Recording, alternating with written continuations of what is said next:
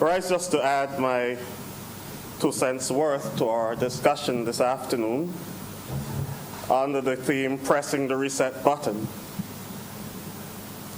I do recall my very first speech in this honorable chamber back in December of 2018, when I made the point that the success of this particular parliament will not be measured by the economic policies and the success thereof that we make, but it will be measured by our ability to transform our society ideologically, where people have a deeper understanding of civics, a deeper understanding of what it means to be a citizen of this country. On that occasion, it was the season of Advent in the liturgical life of the church. And I made the point then that Advent was a time of preparation, a time of inward looking, where the church encouraged persons to observe what is happening in nature on the outside. That just as the days are getting shorter, and in more northern climes, the leaves are falling off the tree and everything is dying, remember that you are part of this cycle as well. And so we focus on the 4 last things: death, judgment, heaven, or hell. Coincidentally, today's debate comes during the season of Lent, another penitential season when persons are called to engage in a deep sense of introspection. And the season of Lent, like Advent, is one that deals with what is happening on the outside. It is the transitioning from winter to spring.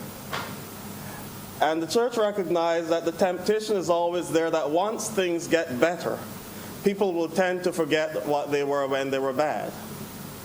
And so as the days become longer and we move towards the season of spring, which began yesterday with the vernal equinox, the church reminds humanity, remember that you are dust, and to dust you shall return.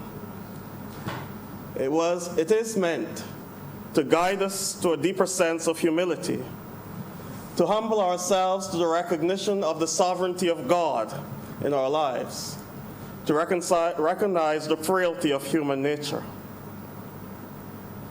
This afternoon, we gather to discuss this appropriation bill, which through no fault of those who crafted it, the great technocrats in our government, it can be considered as being very akin to a house built on sand. And this has nothing to do with the soundness of the policies contained therein, but just the fluidity of the environment in which we now have to discuss these things. And the fluidity of which I speak, as every other speaker has spoken of thus far, is the COVID-19 pandemic in our world. Mr. Deputy President, this affects us here in Barbados in diverse ways. While Barbados has the unique distinction, and I even say we boast, of being rated as one of the leading nations in the world with the highest number of centenarians per capita and a relatively high life expectancy of over 79 years, it is that very demographic that this disease threatens. To this end, I believe that our focus, as it has been, ought to be how we can maintain cohesiveness in our society in a time of social distancing and economic uncertainty. How can we protect the most vulnerable in our society? Our parents and grandparents and great-grandparents, those who through their sweat and their tears helped to build this nation that we have the opportunity to guide through this perilous period. No doubt the question raised by the Honorable Leader of Government Business will get louder should the situation here, God forbid, deteriorates even further. That question of, have we acted quickly enough? Should we have closed our borders? Mr. Deputy President, time will answer that question for those who are seeking an answer for it. But I encourage us here in Barbados let it not be an I told you so moment. Let it not be a case where anyone, whatever side or however you may feel at this point in time, say, I told you so. In fact, if I were to put on my other hat and grant absolution, I would grant absolution even before we know the offense. And I say that because nobody knows what is right or wrong at this time. It is just uncertain. Nothing is concrete. Even the spread of the disease and how it is transmitted, we're still learning as the days go by. Is it passed by droplets, human contact, the social distancing? Will that help us? Now I read just last night that there's a possibility that it may stay airborne for long periods of time, given the environment. And as you heard from the leader of government business this morning, we even have to prepare for the concept of phases, that this may just be phase one. Mr. Deputy President, these are unprecedented circumstances for us. And I wish to specially commend the government of Barbados, the Honorable Prime Minister and the Cabinet, and other leaders in public and the private spheres. Leadership in a time of crisis is never easy. And I know that many persons may have opinions of what should be done or what shouldn't be done. It was Voltaire who said, the best form of governance is democracy with a little assassination every now and again. But we do not practice that kind of governance here, sir. We practice the governance where we have educated our people. We have an educated society, and we have every confidence as Barbadians that we will follow the necessary precautions to remain safe. To settle the minds of those who are anxious at this time, the Honorable Leader of Government Business mentioned the Spanish flu and Hong Kong flu. But here in this country, in 1854, we had the cholera epidemic. At that time, public spaces and buildings and churches were closed for 8 months. But that society survived. They worked together.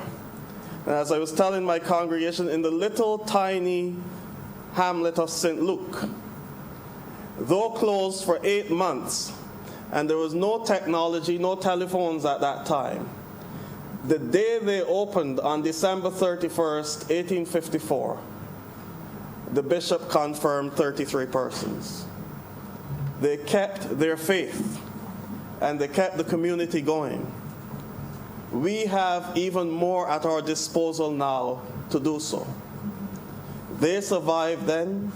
We will ensure that our society comes out of this even stronger than we went into it. As an unrepentant evolutionist, sir, and I know many people will find this strange, I subscribe to nature's adjustments by means of survival of the fittest, where through natural selection and adaptation, nature makes its course. In the midst of COVID-19, while I pray that this does not affect us at a physical level, I equally earnestly pray that COVID-19 induces the ideological evolution that is so essential for our future survival as a people. In pressing the reset button, there are 3 things that come to mind, some on the national level and on the international level. Self-sufficiency. Self-sufficiency. I had said before that I believe that the economic downturn of 2008 was a good opportunity for our leadership then to induce the type of change that is necessary for this society to become strong. It was a time to train the taste buds of our people to eat what is grown here.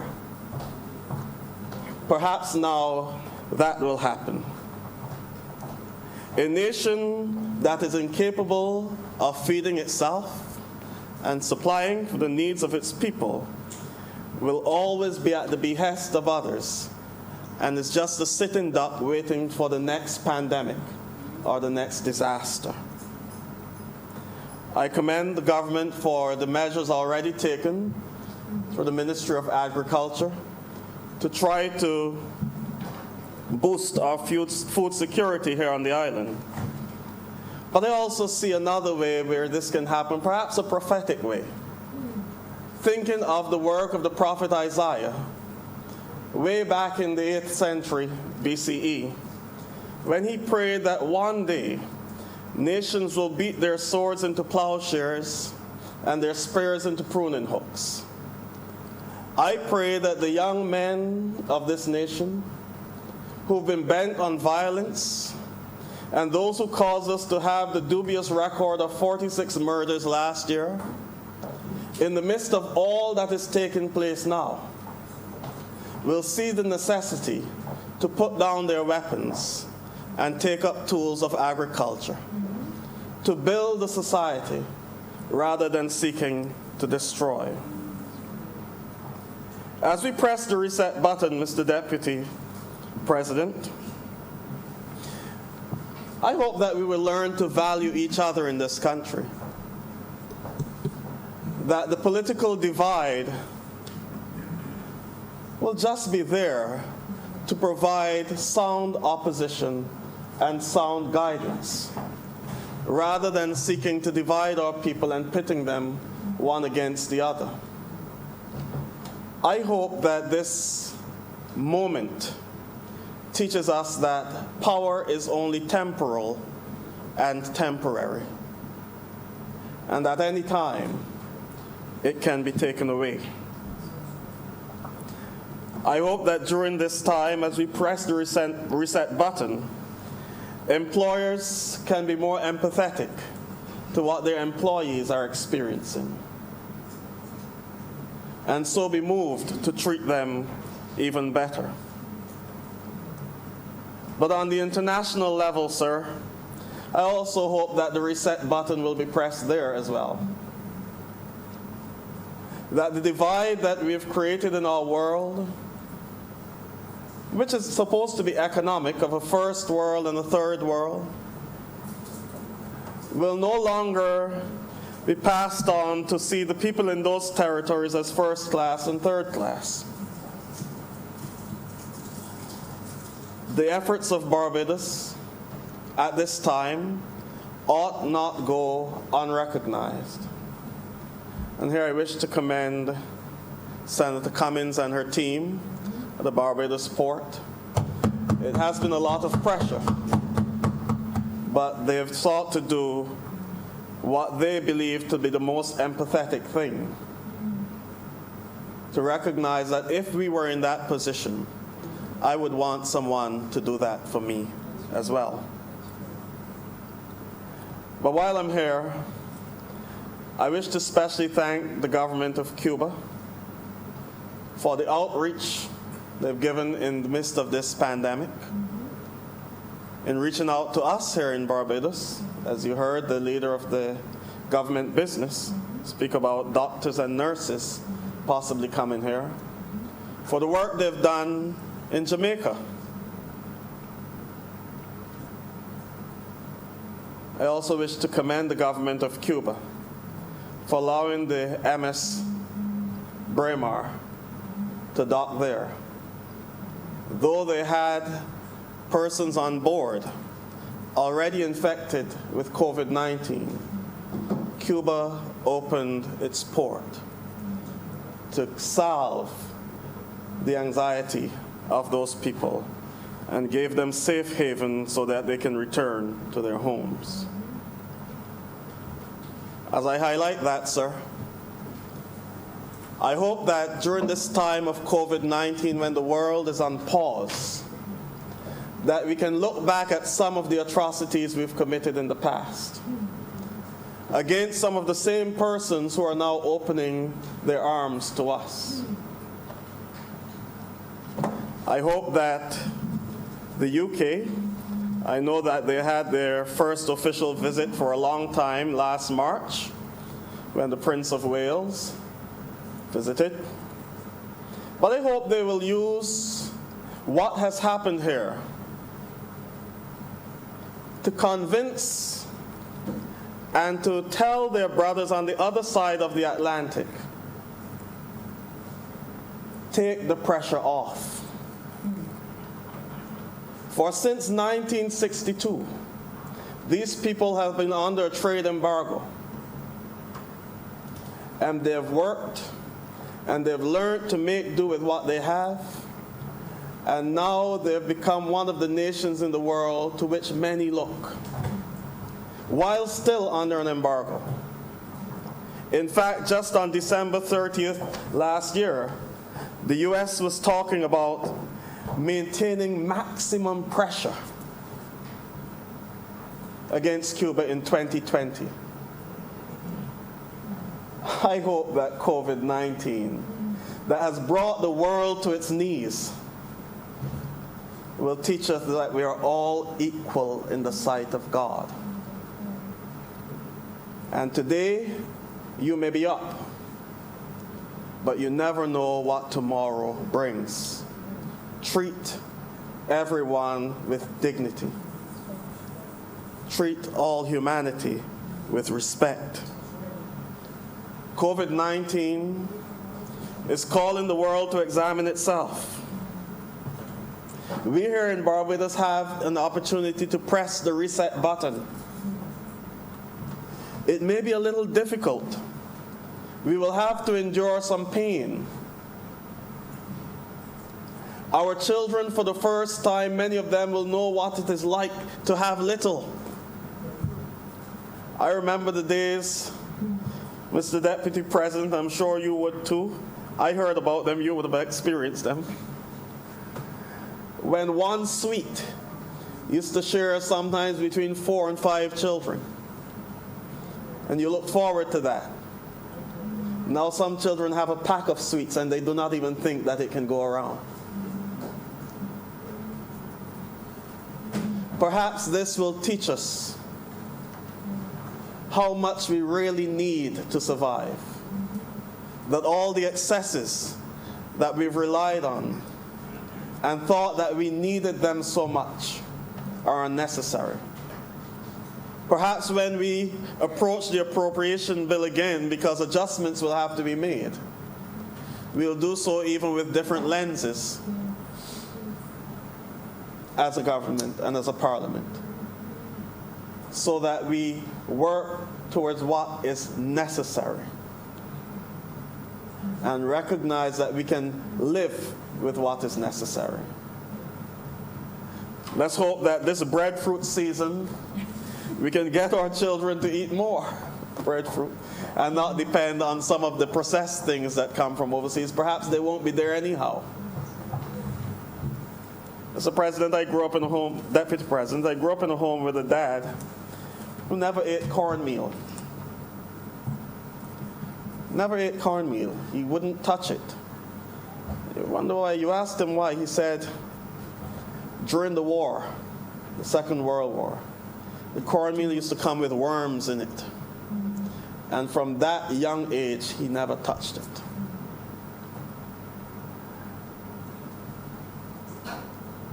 We do not know what the future holds for us here. But what I can assure the people of Barbados is that we're not going through a drought, neither are we going through a famine. God still continues to send rain. He still continues to provide. Let us use what He has given us for our survival now, so that when we come out of the effects of COVID-19, we'll come out as a stronger, more cohesive, more committed Barbados to the greater good. Thank you very much, Mr. Deputy.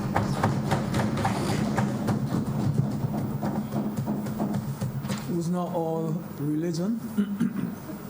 It was nationalistic, sir. Thank you. It was very thought-provoking. Excellent. Thank you very much. I recognize Senator Lisa Cummins. Thank you very much, Mr. Deputy President. I rise on this occasion, Mr. President, on the question of this appropriations bill to address a number of key issues, Mr. Deputy President. These estimates of expenditure were approved, debated, interrogated, and then sent up to us, Mr. President, Mr. Deputy President, after an extensive process of planning, reviewing, projecting, and then the development of where we intended to allocate expenditure for the purpose of developing our beloved nation, Barbados. But, Mr. President, since we do not hold the future in our hands and we do not know what tomorrow brings, we could not have anticipated in any way when these estimates were first developed that we would be having this discussion today.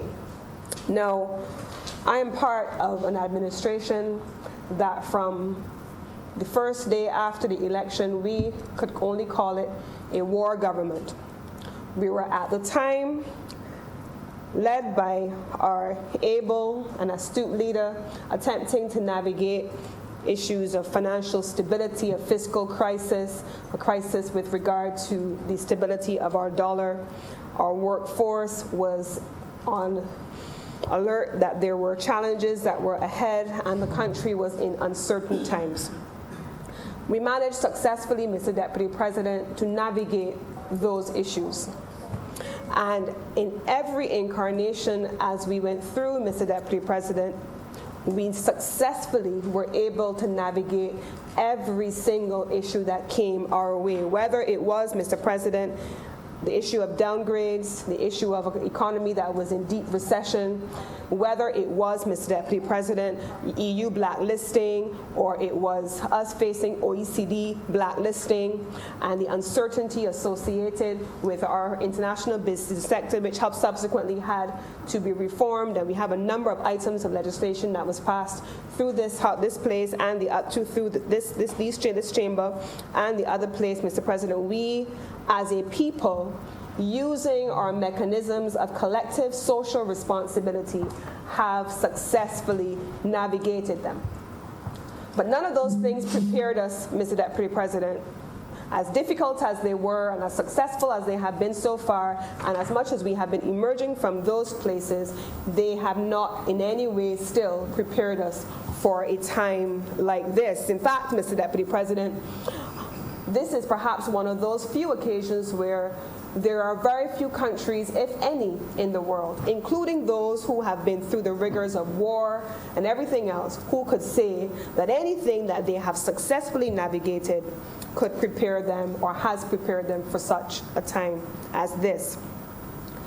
And so, Mr. President, I want to start, I'm going to make 4 points today, and I want to start first with one aspect of our discussions.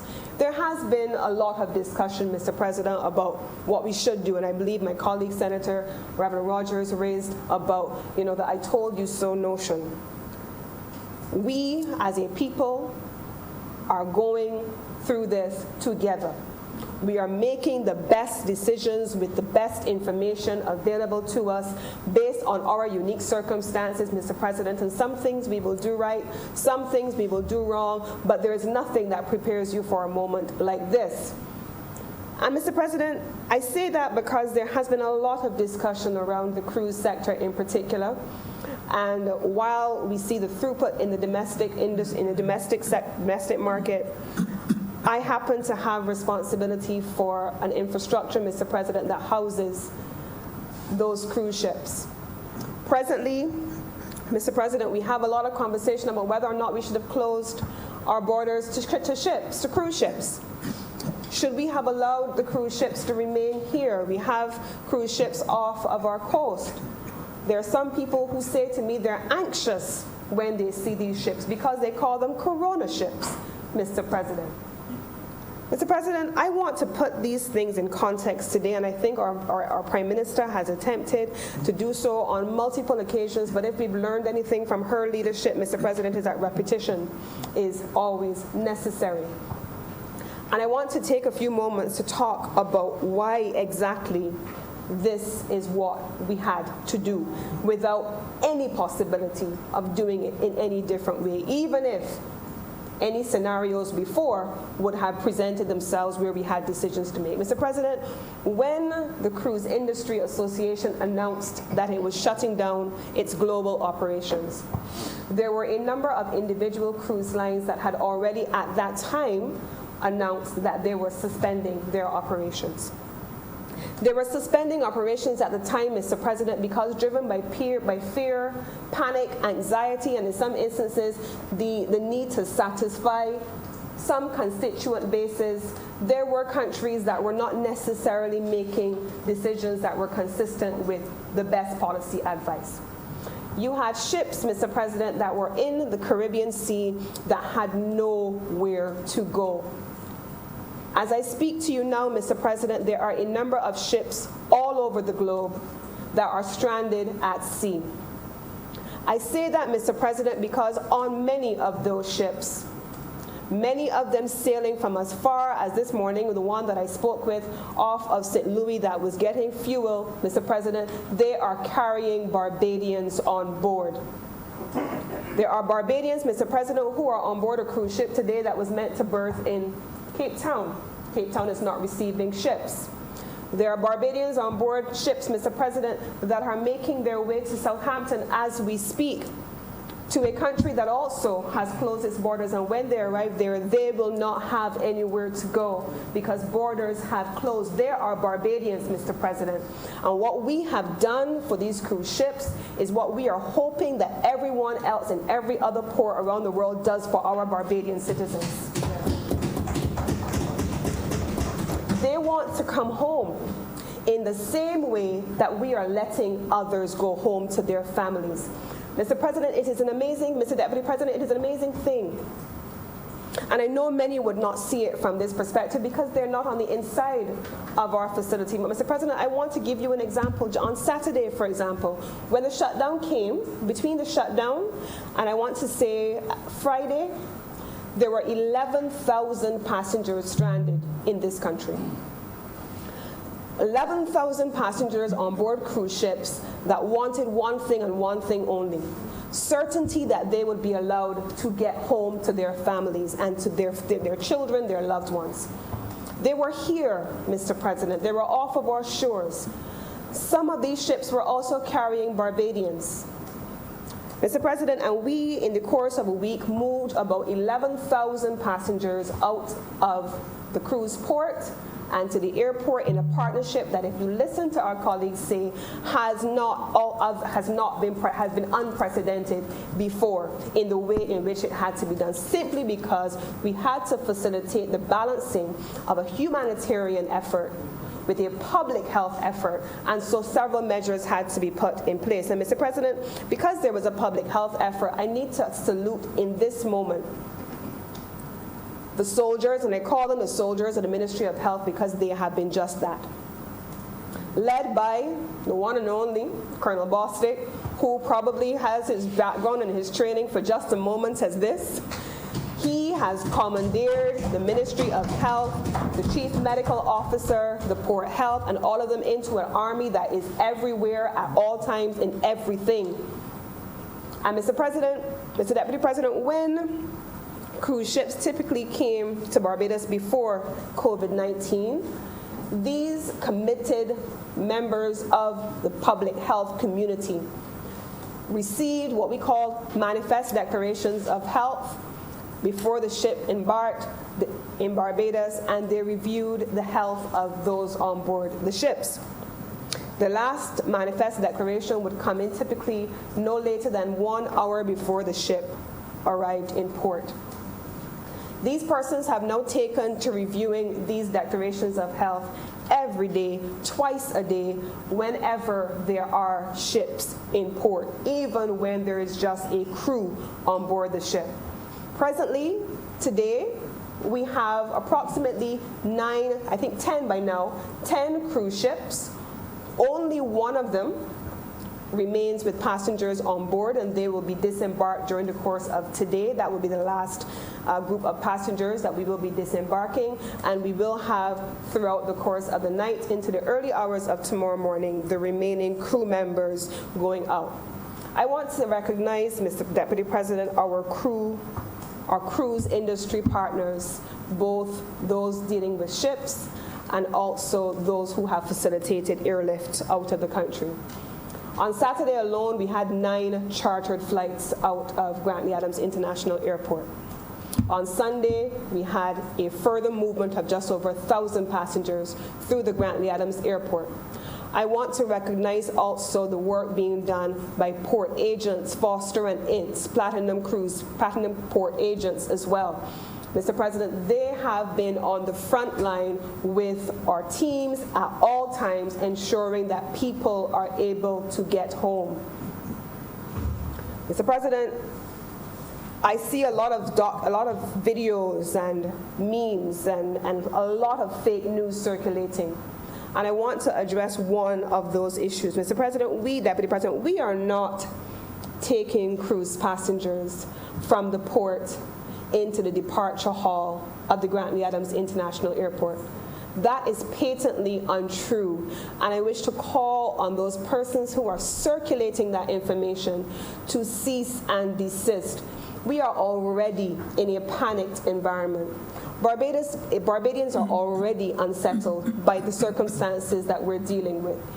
You have no right to further create unnecessary pandemonium by spreading fake news. It is not the Barbadian way, it is not the humanitarian way, it is not the decent thing to do. I am calling on people to stop. When passengers leave the Barbados port, they are bussed. I am sure that we have seen those buses up and down the length and breadth of the ABC highway in convoys escorted by the Royal Barbados Police Force, who also have formed an important part of this team. One of the unprecedented elements of the process that we're currently executing, Mr. Deputy President, is that we are scanning for all security measures from the Bridgetown port. A team is on site in the port to facilitate that screening. Passengers are bussed, a secure environment is created, and the Royal Barbados Police Force, in a complete security bubble, takes those passengers from the seaport to the airport directly airside, Mr. President. There are also a number of photos circulating with persons and their luggage. I want to address that, Mr. President. Our operation does not have a passenger at all leaving the port with their luggage in tow. Any photos that you are seeing with passengers in the departure lounge with their luggage do not reflect persons who have come from the Bridgetown port. Passengers, their bags are checked for security purposes and everything else in the port in a new operation. They are also placed on a 40-foot luggage truck and transported in that convoy, Mr. Deputy President, to the Grantley Adams Airport. The last time that passengers see their bags is on the ship. They will collect those bags in whichever airport they land, and that's when they see those bags for the first time since the ship.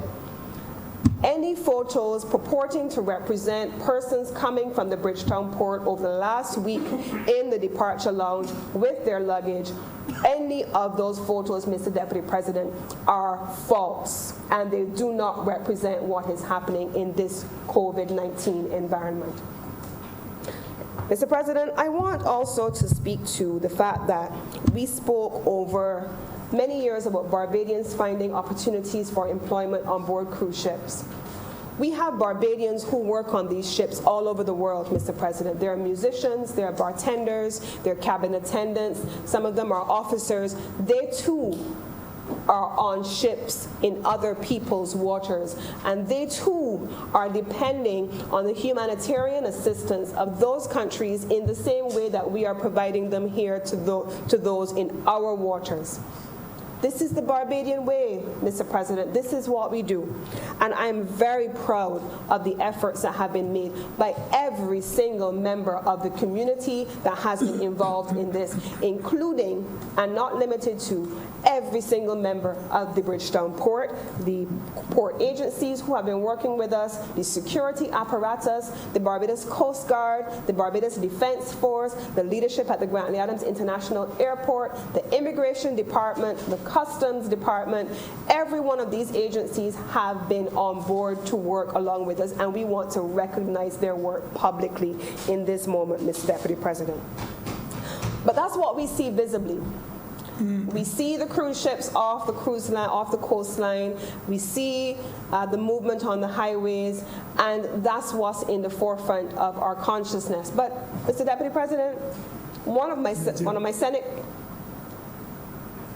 Senate colleagues spoke earlier about food security. Mr. Deputy President, aside from the Grantley Adams Airport and the Bridgetown Port, I am not aware of any other locations by which we import food items. So our ability to meet our food security needs, particularly through imported goods, must be dependent on the effective functioning of the Grantley Adams International Airport and the Bridgetown Port as well.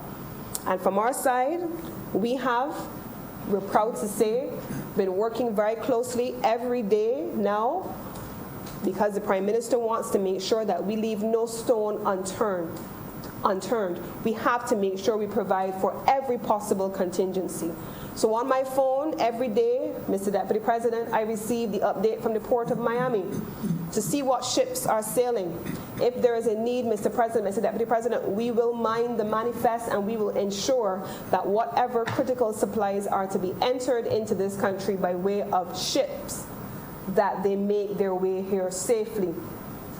We have the Port of West Palm Beach, which is serviced by one main provider out of Barbados, and they have given us the assurance that if there is a need, and we need to have additional capacity servicing Barbados to get critical supplies in, they are standing ready to work with us. Again, an example of corporate social responsibility and Barbadians putting their hands to the plow and saying, here I am, choose me, I am willing to work with you, my country, in the best interests of all. We have also, Mr. Deputy President, many of our agents and representatives of the various lines who alert us if there is a need for any reason to expedite cargo. Many of you would have seen that on Friday and Saturday, we spent a considerable sum by ensuring that the port remained open late, and it ran all day on Saturday. On Saturday alone, Mr. Deputy President, there were 100 containers that were moved out of the Bridgetown Port in order to ensure that supplies remain on our shelves and in our refrigerators.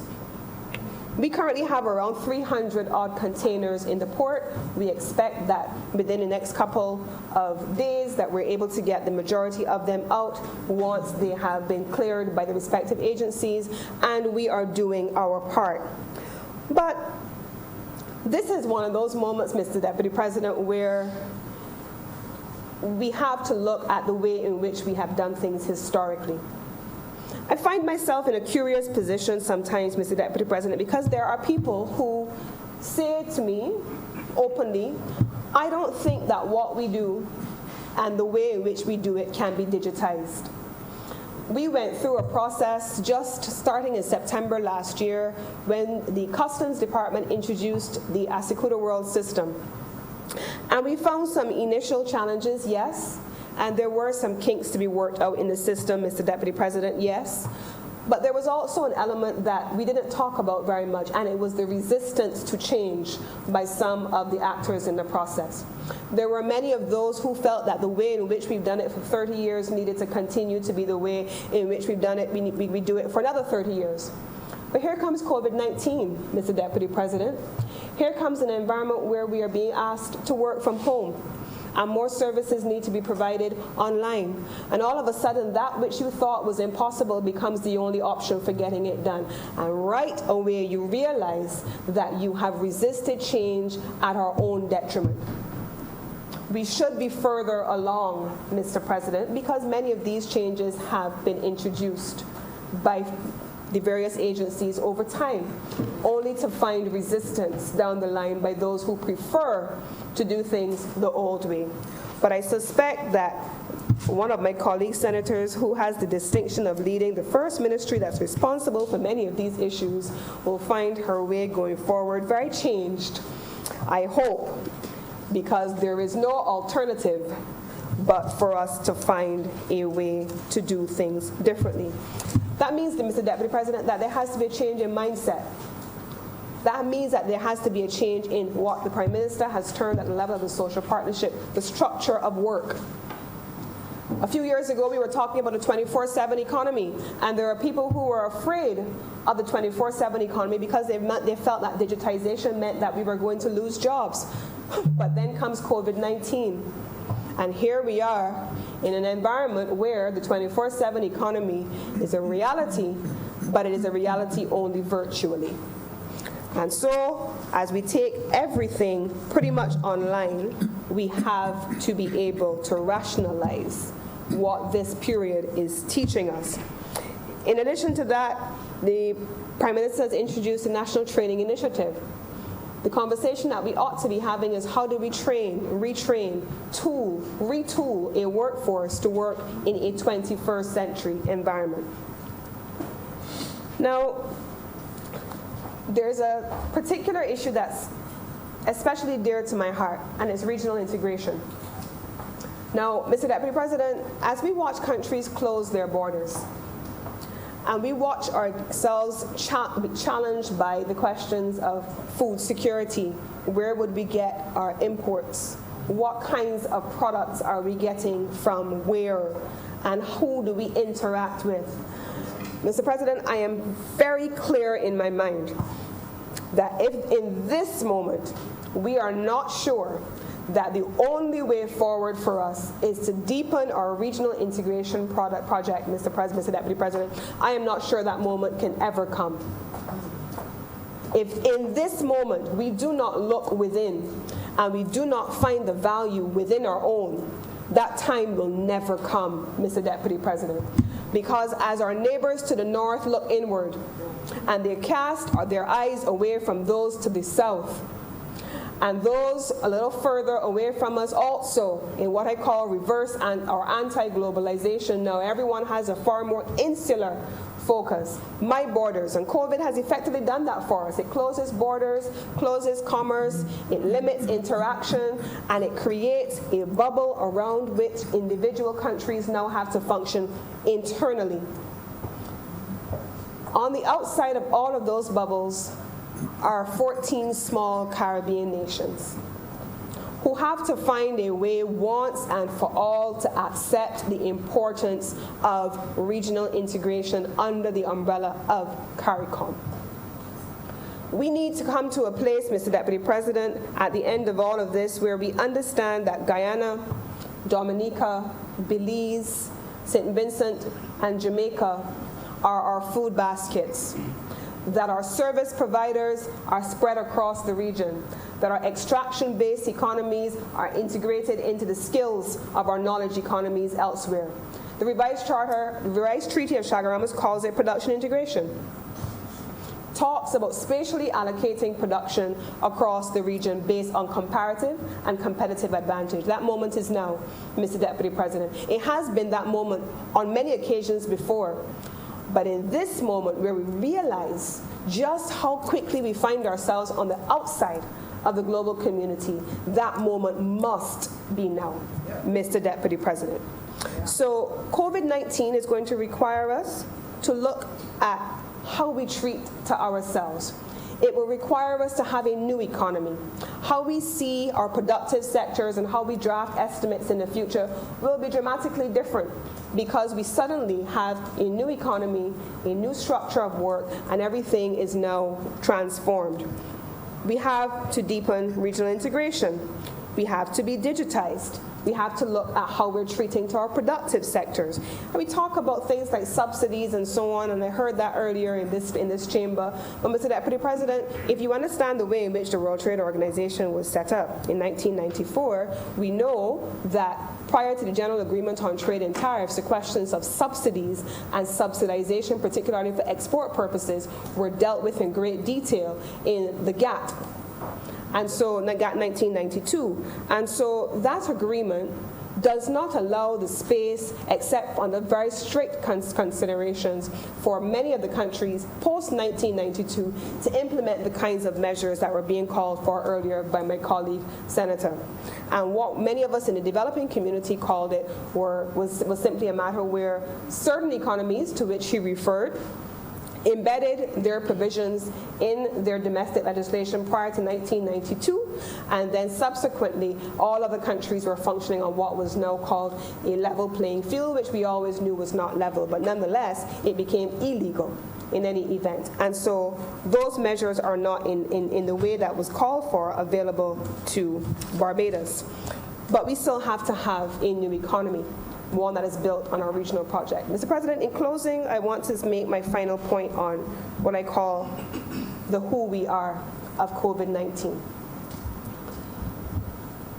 We have talked about things like a national consciousness, initiatives like We Gathering, initiatives like local government reform, initiatives like engagement across all levels of society, expansion of the social partnership, have evolved in a way that has spoken to who we are as a Barbadian people.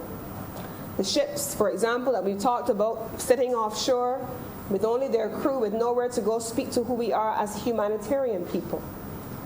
Where do we want to see ourselves after we have emerged from this time? Who are we as Barbadians? Are we those people who are looking out for our brothers? Are we those people who are staying in our homes and saying, well, this is not my problem, this is somebody else's problem, and you're not helping that elderly neighbor who lives alone, who is next door to you? Are we that people? I don't think that's who we are. We are those people who are looking after those in our community. We're looking after that family that we know depends on when they go to school to have school meals to feed their children. We are looking after those people. We know that many of those families are not like those of us who look forward to holidays and summer holidays and Christmas breaks and Easter breaks because they know that the hunger will be real. We are those people who are looking out for those people in our community. We are those people who know that there's that elderly lady who lives next door, whose daughter is overseas, and that's her only living relative, and she's here on her own, and she needs help too. We are those people. We are those people who has that disabled man who lives down the street, who doesn't have anyone except the home help that comes into assist him, but they're too not necessarily there every day. We are those people looking out for them. I've also seen a response to some of the fake news online. A lot of commentaries, a lot of people who are calling out those who are maliciously sharing news they know to be false.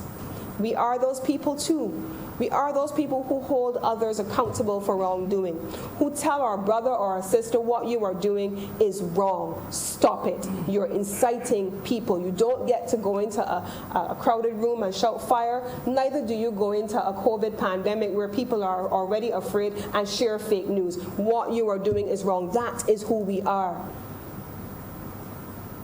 So I'm calling on Barbadians. Listen to the instructions. I want to say to those of you who have just returned home, follow the instructions for self-quarantine. While sitting here a few minutes ago, I had a situation to deal with in the port as well. A Barbadian national, you know you have just returned from overseas a few days ago. And the instructions were from our Prime Minister in national news and on all of our press that you must self-quarantine for 14 days. Why are you in the Barbados port attempting to collect a barrel? Follow instructions. We need people to follow instructions because it is the only way that we can contain this virus. It is the only way we can keep people safe. Because now, if for your own purposes, and I call them selfish purposes, you break quarantine and you expose others and expose them and their families to a virus that we are still building capacity to respond to, you are putting yourselves in unnecessary risk and others at the same time, and placing an unnecessary burden on a country that does not need it. Follow instructions. If you have come back to work from vacation and you know you have traveled, before you go into your office, call your employer, speak to your HR department. Do not come back from vacation in New York City on Sunday and report for work this morning. We need people to follow instructions so that we can keep you safe and we can keep everyone safe. And with those few words, Mr. President, I give my support to this bill, and I'm obliged. Very informative, very enlightening, and in many cases, soul-searching. I recognize Senator Lyndon Nurse.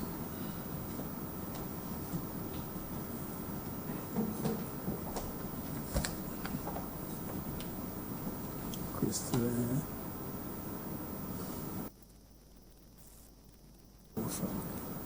Go ahead. I didn't want to vote. Thank you, Mr. Deputy President. I rise to make just a few comments in regard to this appropriations bill, which we are being asked to approve this evening. A bill which projects an estimated revenue for 2020-2021 of approximately $3.142 billion and projected expenditure of approximately $3.4 billion. Obviously, at the time of preparation of these estimates, it would have not been could not have been foreseen that at this time we would be in this position where the pandemic of COVID-19 would be having its impact globally. And so, to some extent, we will obviously have to wonder how, at some point in time, we may have to adjust these figures. The revenue, we know, will probably fall short. We know that a lot of our revenue hangs around the activity in the tourism market. And once we have had to take the measures that were necessary in terms of restrictions to persons entering the country. For example, we know that it has become necessary to impose a 2-week 14-day quarantine on persons coming into Barbados.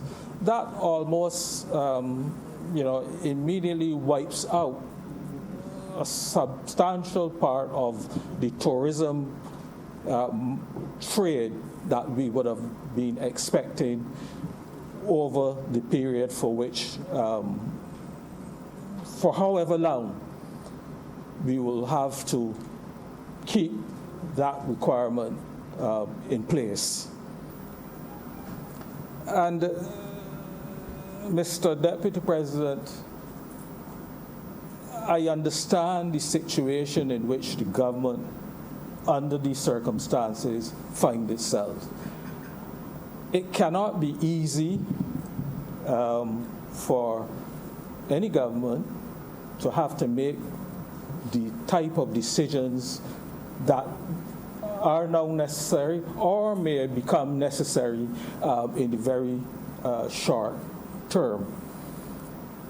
And I could very well understand, and we know of the saying that it becomes lonely at the top because the buck stops at somebody. And I could understand the situation that the Prime Minister, for example, will find herself in, because when that is where the buck will stop. But I want to say that as far as we can see, up to this point, it appears that strong and forthright decisions have been made, that there have been lots of preparation to prepare us for the eventualities of this COVID-19. And I can only advise that the government stick to those plans and follow them through. And I also would like to suggest that it is important that we always listen to the professionals, not only listen, but to take their advice.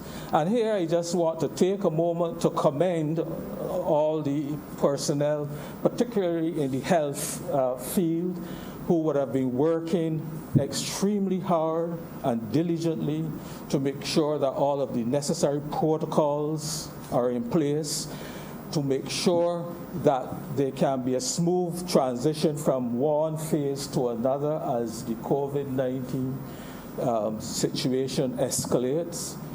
And I think that we have had a cadre of health personnel, the chief medical officer, the SAR, and all the others who have been working so diligently, and up to now, as far as I can see, have done an excellent job in keeping us on course over this period of time.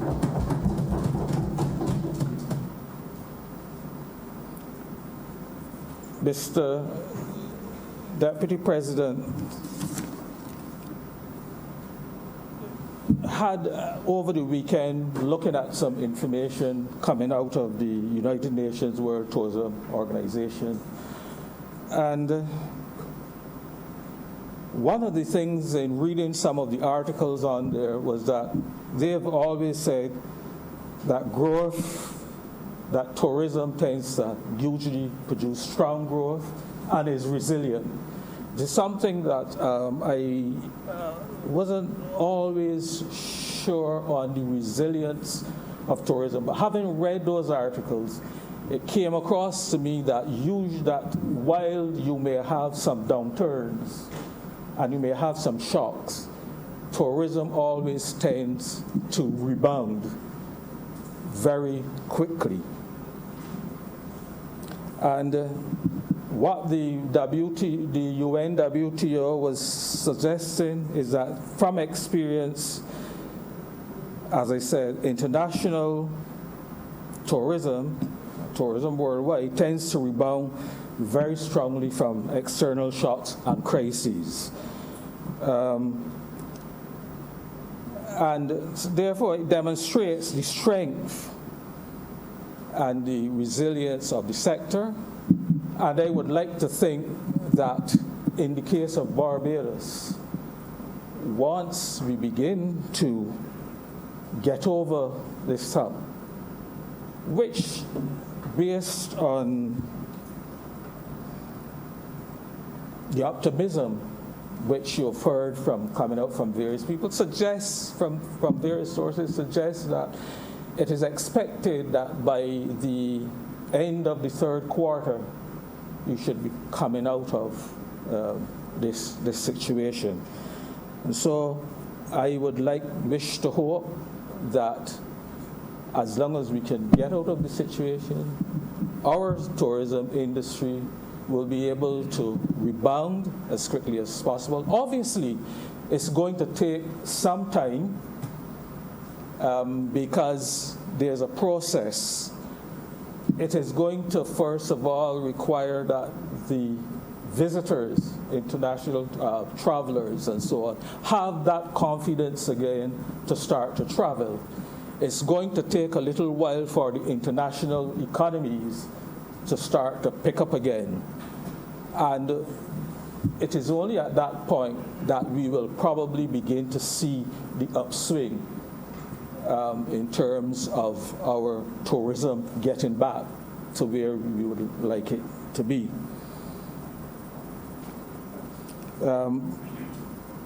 We of necessity have had to impose certain restrictions which would require visitors coming in to have to quarantine for a 2-week period.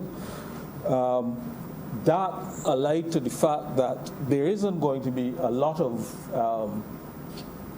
airlift available anywhere, anyhow, into the country for some period of time, means that we we are going to see, or we have begun to see, and I'm sure the tourism experts will speak more to this, significant reduction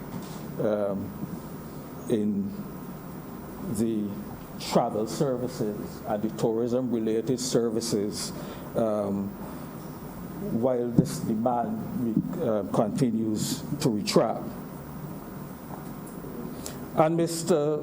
Deputy President, I should also remind us that even before the onset of COVID-19, in fact, from as early as last year, 2019, there were hints or indications by agencies such as the World Bank and so on that there was beginning to see some declines in activity, in economic activity throughout the world, which would tend to suggest a slowdown in travel and tourism and so on. And that would also have had an impact. So that's sort of doubling up, as it were, or exacerbating the situation as we stand under just now. And there were other things also. Brexit. We were pondering what the effect of the post-Brexit would have on our economies and on that particular market, which is very important to us. So the UN WTO is estimating a decline globally of about 1 to 3% in tourism arrivals. And this would be against the background originally of a projected growth rate of 3.3 to 4%. That would have been projected at the beginning of the year.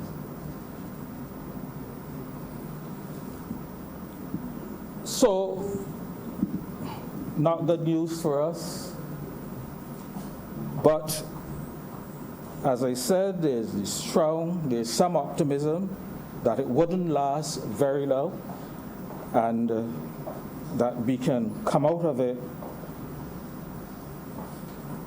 and get back on our feet. And therefore, I wish to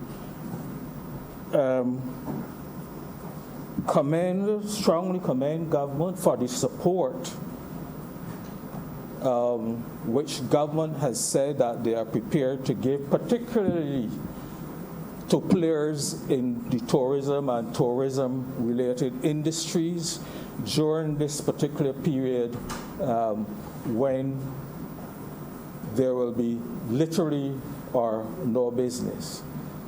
And I think it is important that we recognize that not only do we have to keep those businesses afloat, but we also have to create the opportunities for the employees in those industries to be able to continue to make a living. One way or another, if they're not out working, they're going to be seeking support either through the National Insurance and Employment Scheme or otherwise, but find some sort of financial support is going to be required. And therefore, I think it is quite a good idea by government to be able to, during this short period of time, give whatever help, assistance they can, not only to employees, but to employers of those smaller enterprises so that they can keep afloat. And so I have no difficulty with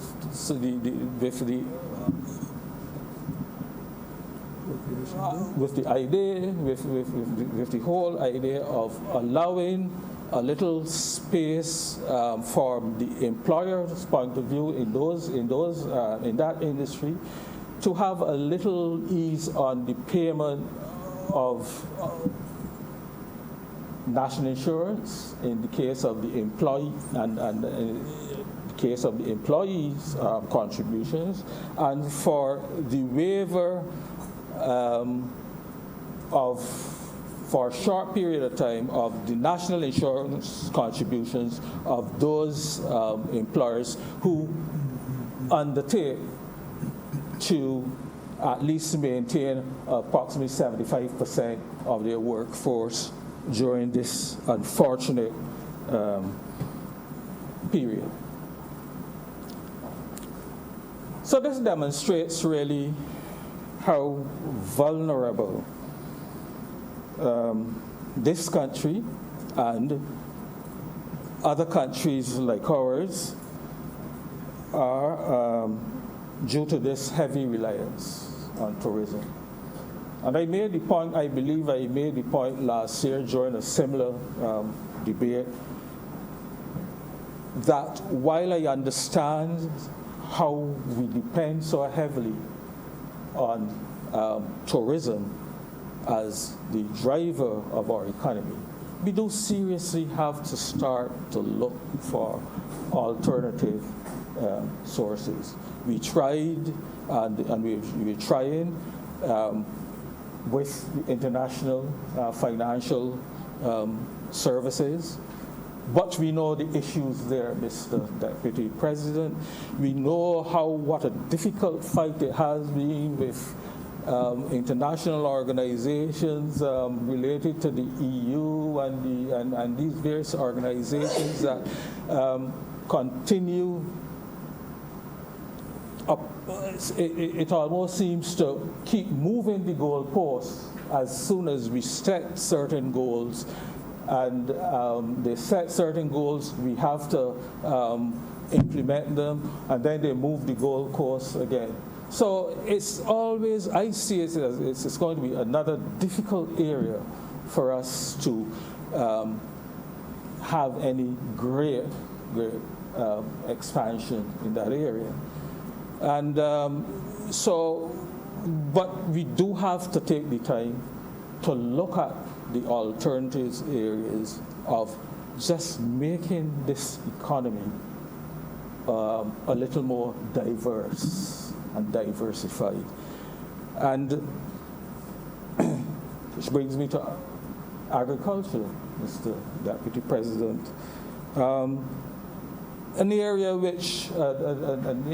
industry which is always almost like second tier, or be treated almost like a second-tier activity to all the other activities. The Ministry of Agriculture and Agriculture generally has never seemed to have been given the level of prominence and support and push that is necessary. But it brought home to us, and certainly to me, approximately 2 weeks ago when we were here and we were being given an update, the importance of scaling up our agriculture, and that was brought home because of this same COVID situation. And we were looking, and it caused us to think more about food security and about production in these areas. And I still haven't, I said it already, I still haven't heard a lot in terms of pushing agriculture. Again, we heard, I believe last year or year before last, it may have been last year, about the introduction of a medical marijuana industry. Not sure that a lot has happened in that area up to this point. I haven't heard of a lot that has happened. Perhaps things are going ahead, quietly, but I haven't heard a lot about that. But other issues, other things in the industry that perhaps we need to be looking at, we need to be doing, are not doing them now because of COVID-19, but seeing the development of the whole agricultural sector as a key aspect of our economy and of feeding ourselves as we go forward. I note, for example, and the interesting thing about agriculture and the Ministry of Agriculture is that traditionally it has employed some of the highest qualified minds. Lots of doctoral people who have done doctoral studies in the area, and who I'm sure, given the right impetus and given the right direction and directive, can come up with a strategy for getting our agriculture up and moving ahead. From time to time, we hear hints about things like cotton and the cotton industry, but then it dies away. And, so I would like to see, as we move forward again, that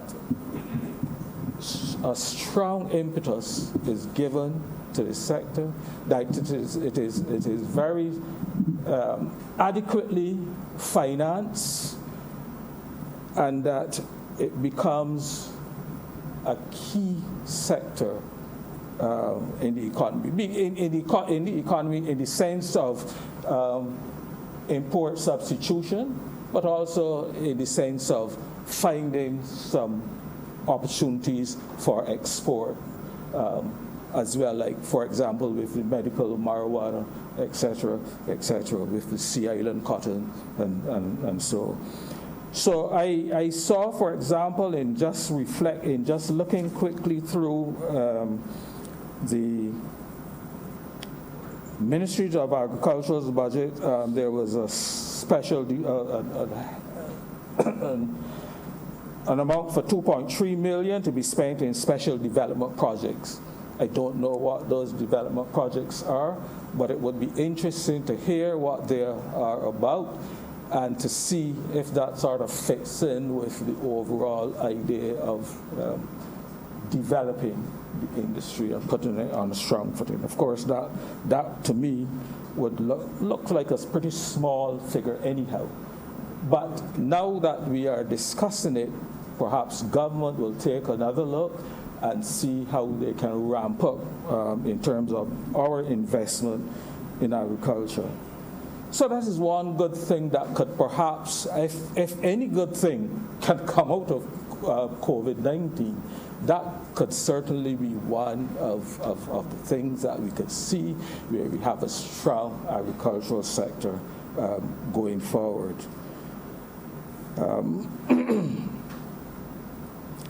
Quickly, another good thing that could possibly come out of all of this COVID is government's acceleration of its online programs. And I noted with some satisfaction quite recently that you can now pay your land tax, I believe, on SurePay, via SurePay, or via some of the other government payment platform. Of course, my question would be, why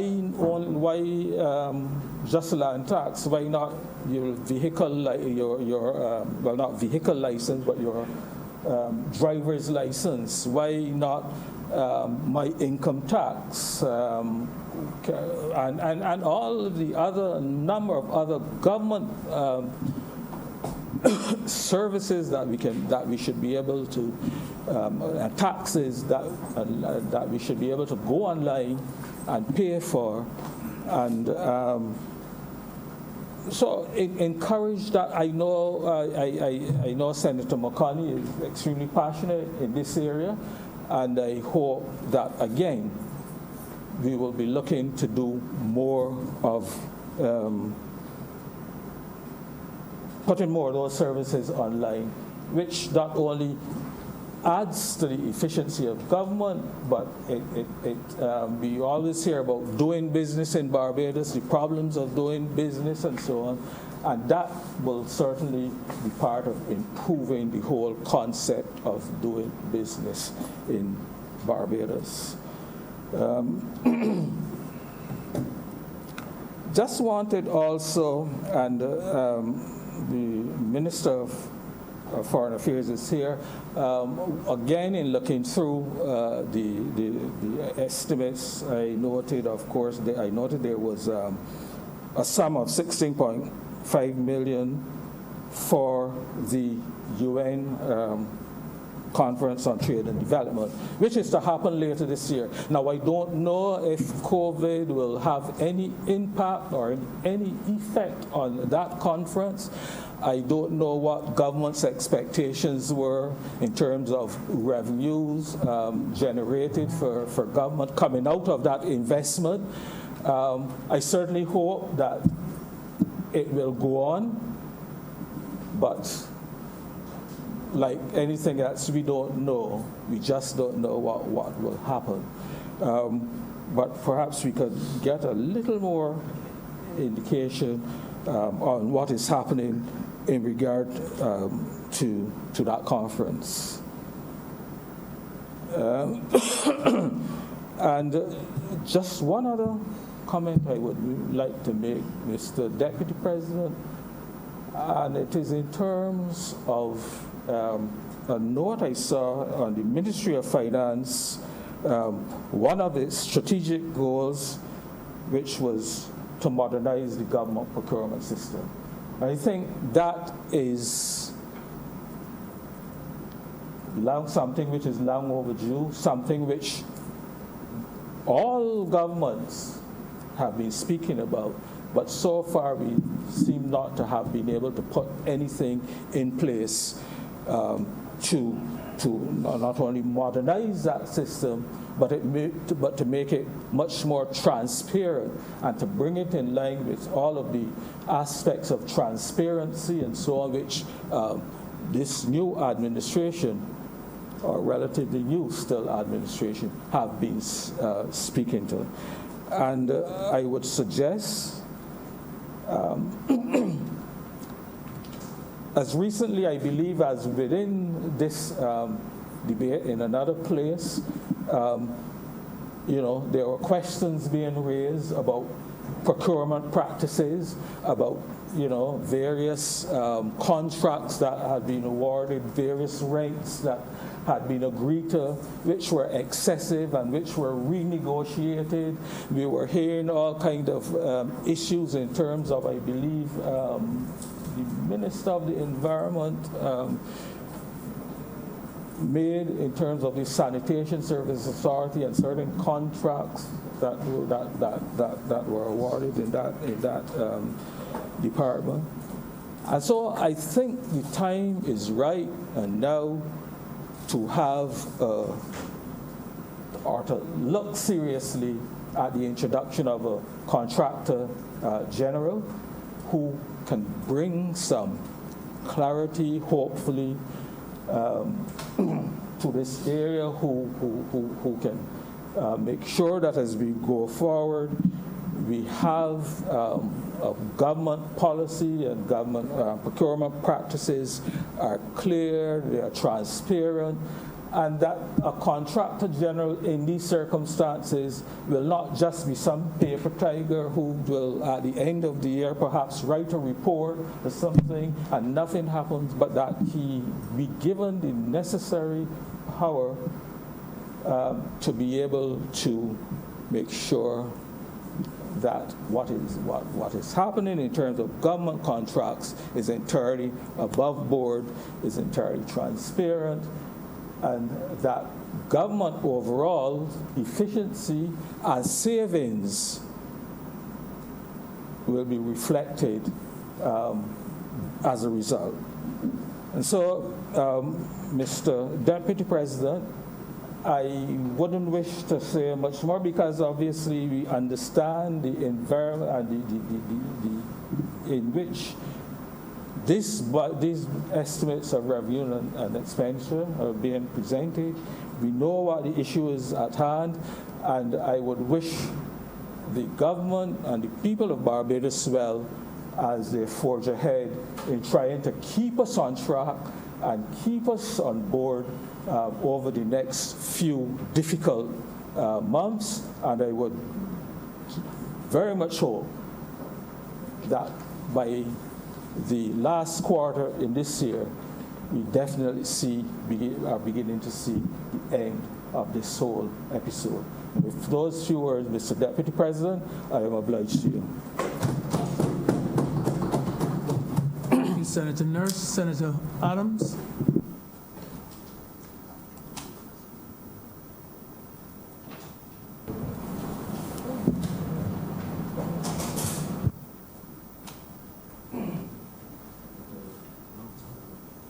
Thank you, Mr. Deputy President. The deep crisis reveals a lot of character, does it not? What struck me in the past few weeks has been the coalition of Barbadians uniting to face the crisis in front of us, whether they're on the government side, on the opposition side, whether they're Labour, whether they're Capital. Everybody has recognized the depth of the crisis before us, and I wanted to pay tribute to that. Some other senators have done that already, but I'm proud as a Barbadian to see that. I'm proud of my fellow countrymen, and the way we have come together to face this crisis, I think, is as remarkable as the danger that COVID-19 actually represents to us. Having said all that, of course, it's not easy going. It's not all sweetness and light. I'm thinking particularly of our medical professionals. They're under a lot of stress. The accident and emergency staff, in particular at the QEH, I know, are under particular stress today. We've seen a few videos on social media demonstrating that. They need not just our moral support, but our practical help, and indeed anything we can do to help them. They're there to save lives. That's their mission, but that should be our mission as well. So I tip my hat to them. Now,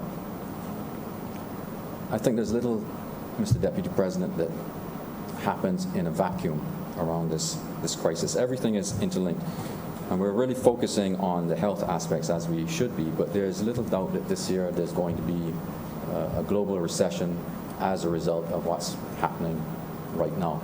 And indeed, in some countries, again, as senators have obliquely touched on, that's already begun. Almost for certain in Barbados, that's the case. There's been a guillotining of economic activity, an abrupt halt. There is just no way we can grow this year. Indeed, we're almost duty-bound to contract, given what's facing us. And for economists and a lot of people who look forward, Senator Nurse was just touching on this, when will we come out of this? Many economists, they have this alphabet lingo where they say, will it be a V-shaped recovery? Is it more likely to be U-shaped, which is not an instant bounce back, but more a gentle one? Some are saying it will be an L-shaped recovery, and perhaps fittingly the L would be horizontal, lying down, rather than vertical. And indeed, others can't see how we're going to recover in the foreseeable future. They want to see some data before they actually prognosticate.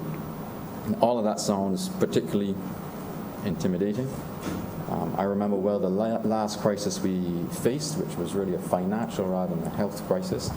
And fortunately, this time around, that sector is far more robust than it was back then. Our banks are not fragile, especially the banks who are present in this country and most of the region.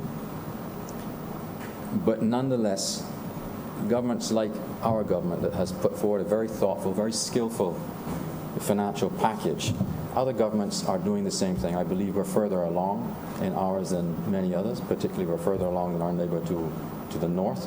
But all of them have a common characteristic, and that is this. They are designed to do two things in particular. They want to protect the most vulnerable in our society, and that's both in terms of the fallout on their health, but also the financial fallout. In this country, we know many people live a precarious existence. The removal of a paycheck is almost the same as nudging them into extreme poverty. And if you do not do something to relieve those types of households, such as the Prime Minister mooted last week in the other place, which is to say, began a fund, a $10 million fund specifically targeting the 1,500 most vulnerable families in the country. If you do not do those sorts of things, you're going to end up in a situation that's not just economic recession, if not depression, but you're going to rend the social fabric such that there's a lot of danger, potential danger to us as a whole. So the government has put together a package that's designed to mitigate any chance of that happening. But the other category, the other things that these packages share in common is they want to ensure that the flow of credit to consumers and businesses is maintained. Now, that phrase, ensure the credit flow to consumers and businesses, when you weigh that against the barrage of information the media and social media are giving us in terms of the health crisis, well, it sounds almost banal and innocuous, but it really is not. For everything is interlinked. You know, the flow of credit to businesses and indeed to consumers, but to a lesser degree. The flow of credit, ensuring that is not dislocated to businesses, is crucial to their survival. Credit is oxygen for business. It allows their working capital to stay positive rather than negative, and it ties in directly to employment. And from there, it also ties into public finances. It's the private sector that funds what we do in the public sector. And if over the medium term, not just the long term, we want what we are doing on the provision of health in this crisis and beyond to be sustainable, we have to make sure that there's no erosion of our economic machine that comprises all these businesses. Otherwise, the finance just won't be there.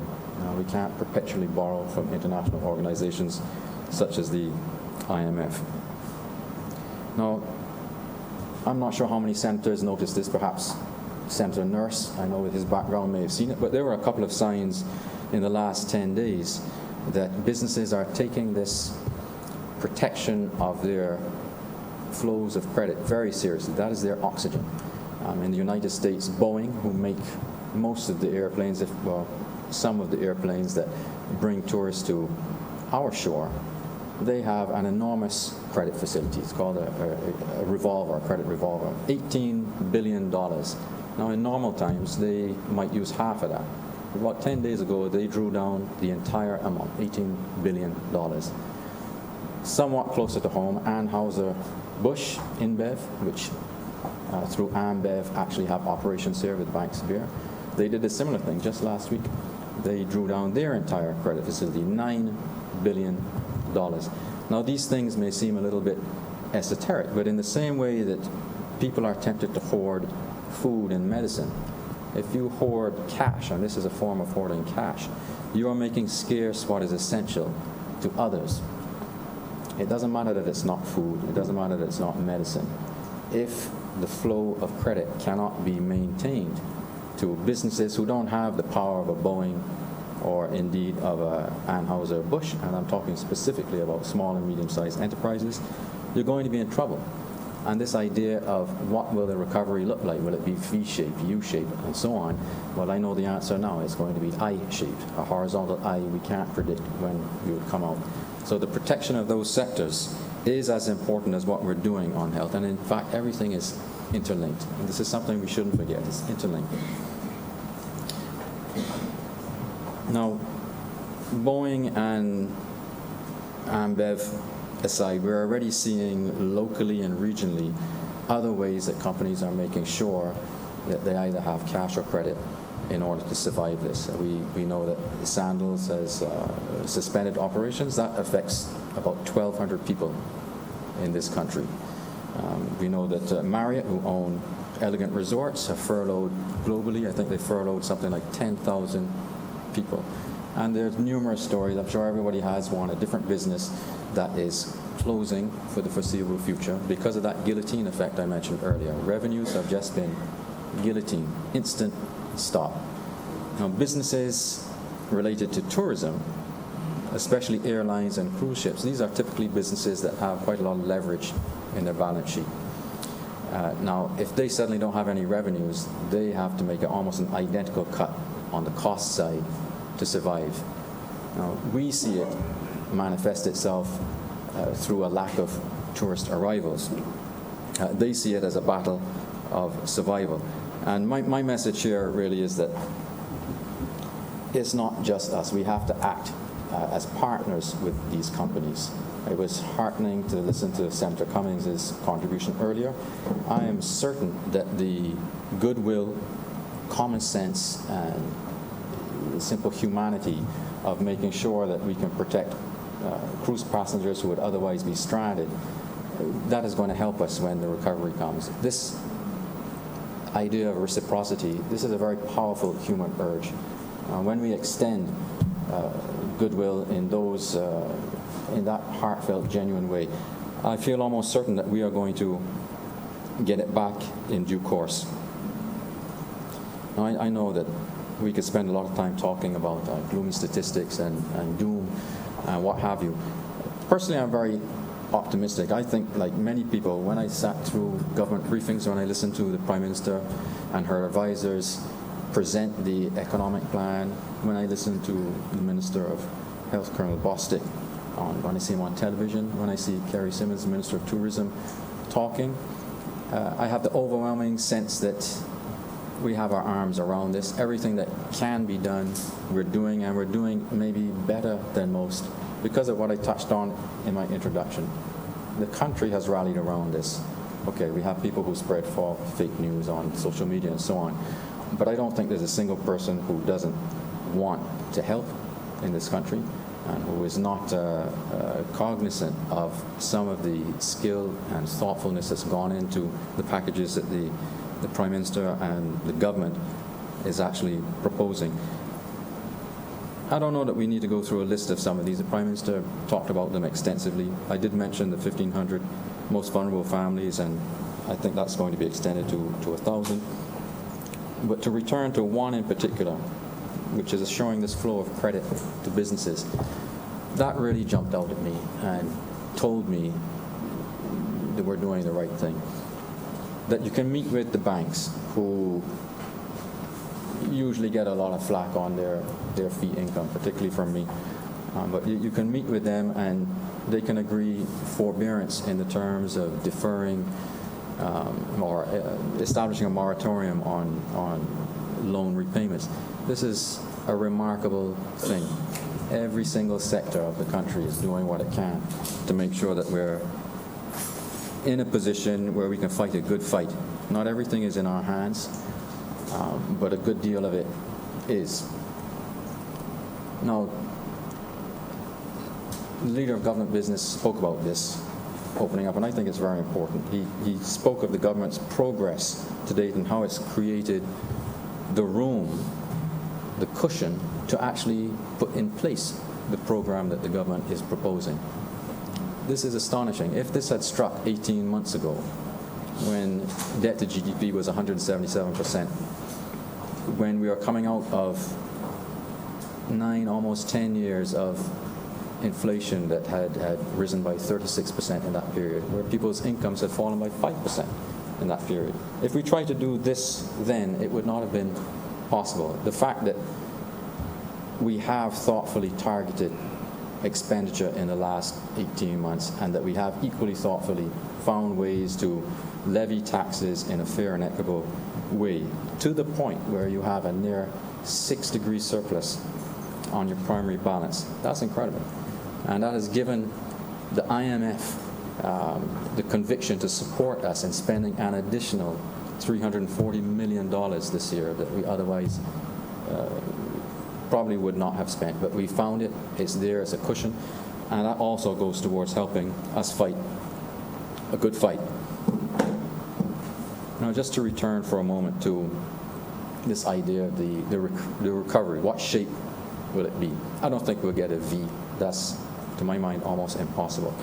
I think a U-shaped recovery would match what Senator Nurse was talking about. I think that is possible, but it's optimistic. It's a real challenge.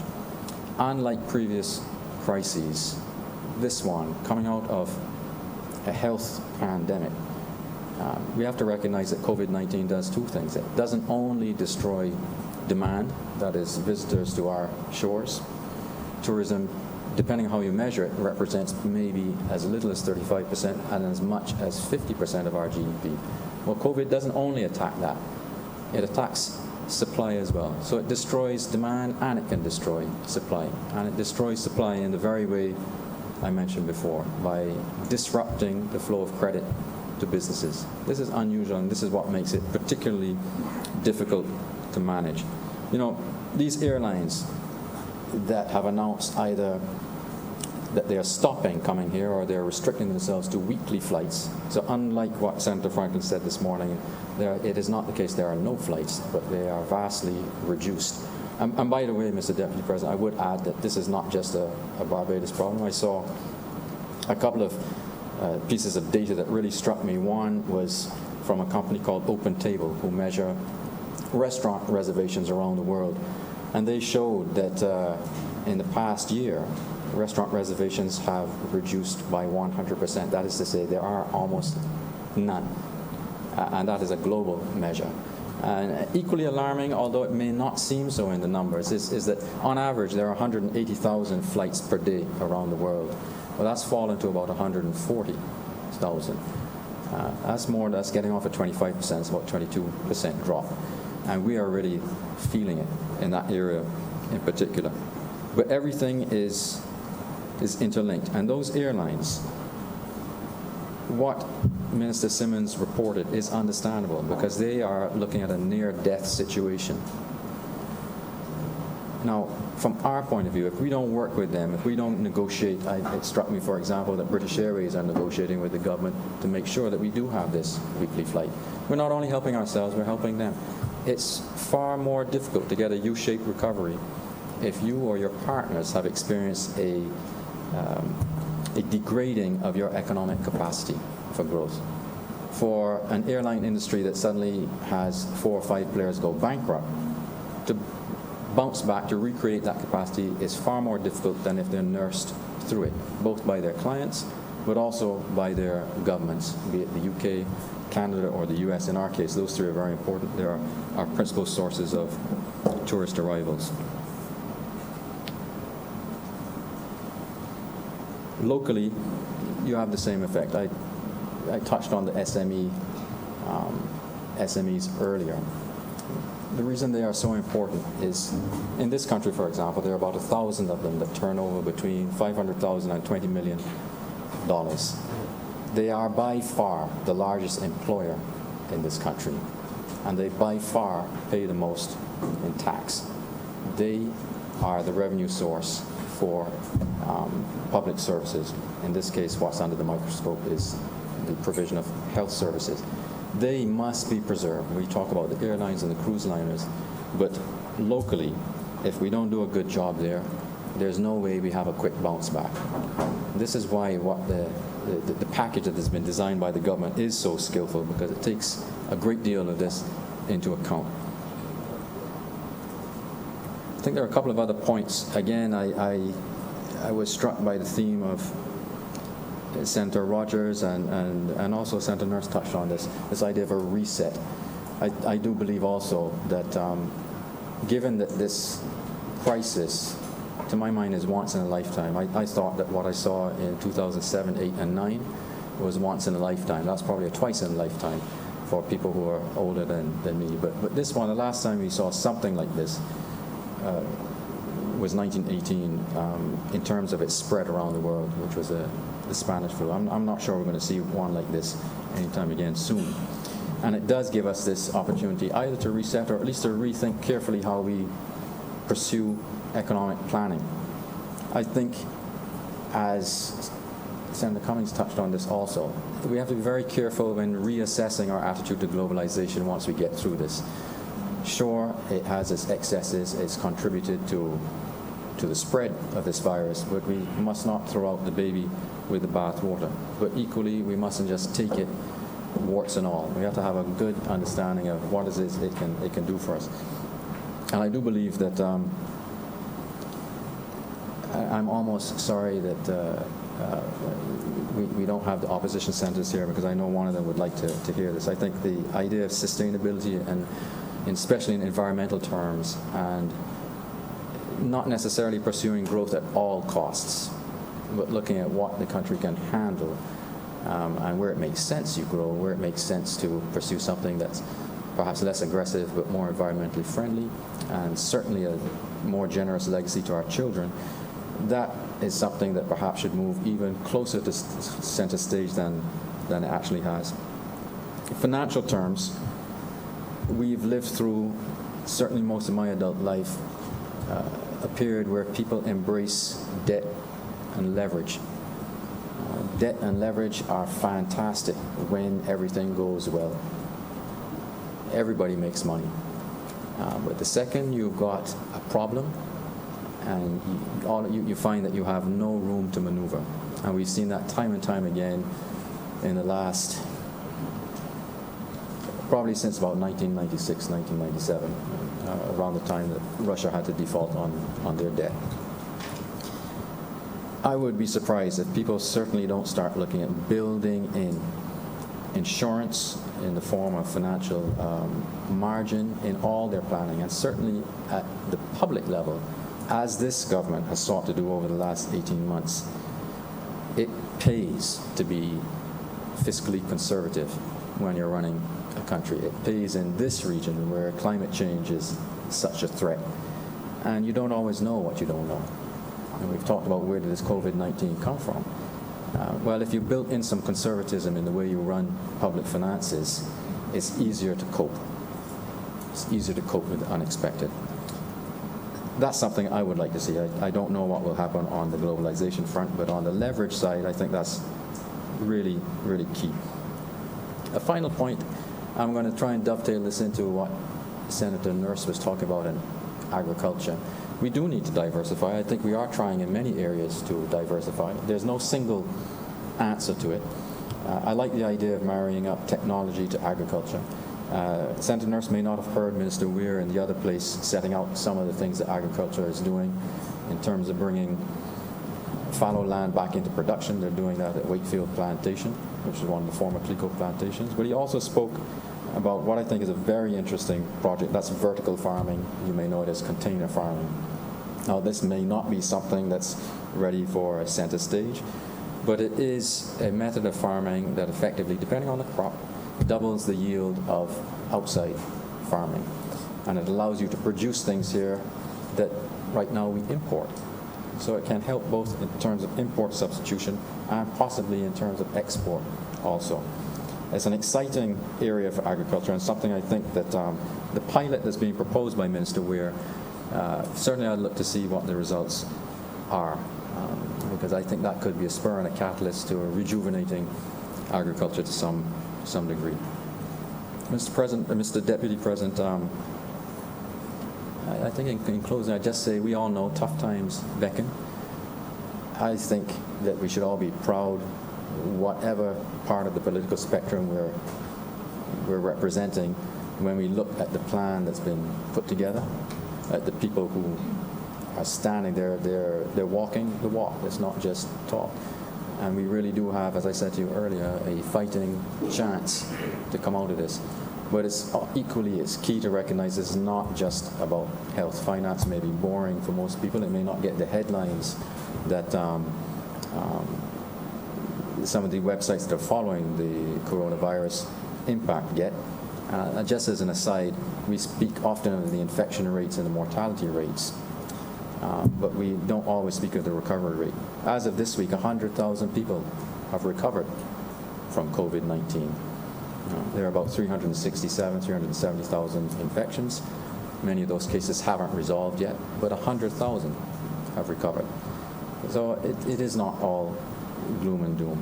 And I think what we are doing is putting us in a great position to have this U-shaped recovery, but everything is not always straightforward. And with that, Mr. President, I'm obliged to. Thank you, Senator Adams. Senator Dr. Crystal Haynes. Thank you, Mr. President, for giving me the opportunity to speak on this occasion. If I had to speak this time a week ago, my speech would have been quite different. I had prepared a second reading speech for the estimates, and I would have been proud to talk about the fact that our foreign reserves are at a robust 20 weeks of cover, which I believe is a record. I would have been proud to talk about the fact that we're on a trajectory to getting our debt to GDP down to 60%. I would have been proud to speak of some of the measures that the Ministry of Health and Wellness are taking, including the fact that a $30 million investment is being made in critical infrastructure and equipment at the Queen Elizabeth Hospital in order to shore up the provision of services at that facility. I would have been looking forward to speaking about the $10 million investment that is going into our polyclinics. The $8 million is going into the Barbados Drug Service. Further to this, I would have been looking forward to speaking a bit more as well about some of the social investments that the government was looking to make, particularly at this time as we are reporting surpluses. We were finally at a stage where the Prime Minister and her team, who sit in the cabinet, were looking at making major investments in the social good, including in the Ministry of Youth, where an additional $11 million was being put towards programs including the Prince's Trust, which is keeping who would be otherwise considered vulnerable or at-risk youth off of the streets and out of trouble. I would have been talking about the fact that the Welfare Department is seeing a 40% increase in funding that would have sought to ease a bit of the burden that some Barbadians have complained about.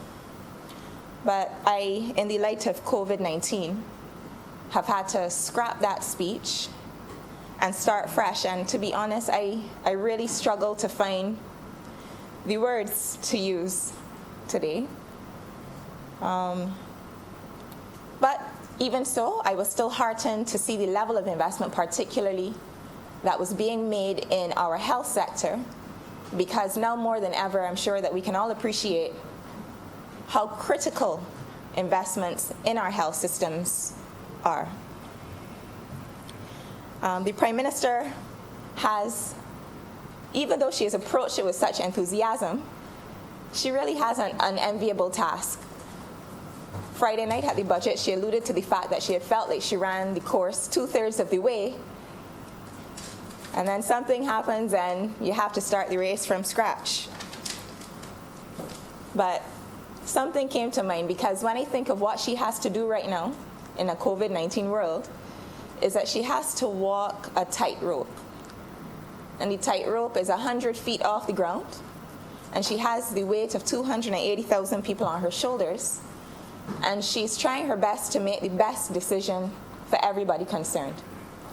And I believe that that is why she took the approach of selecting members of the ultimate deciding body in terms of the national strategy.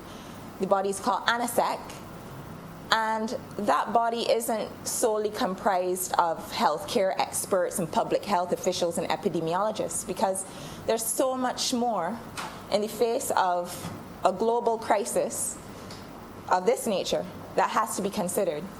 We see representation from the hotel sector, the labor unions, because at the end of the day, as much as people usually present the economy and social goods as a dichotomy, they truly are finding themselves more and more on the same side of the same coin.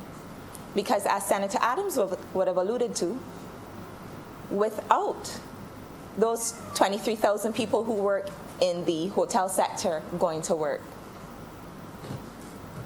we would find ourselves in a situation where we would have challenges of another kind, where households might be finding themselves unable to put food on the table.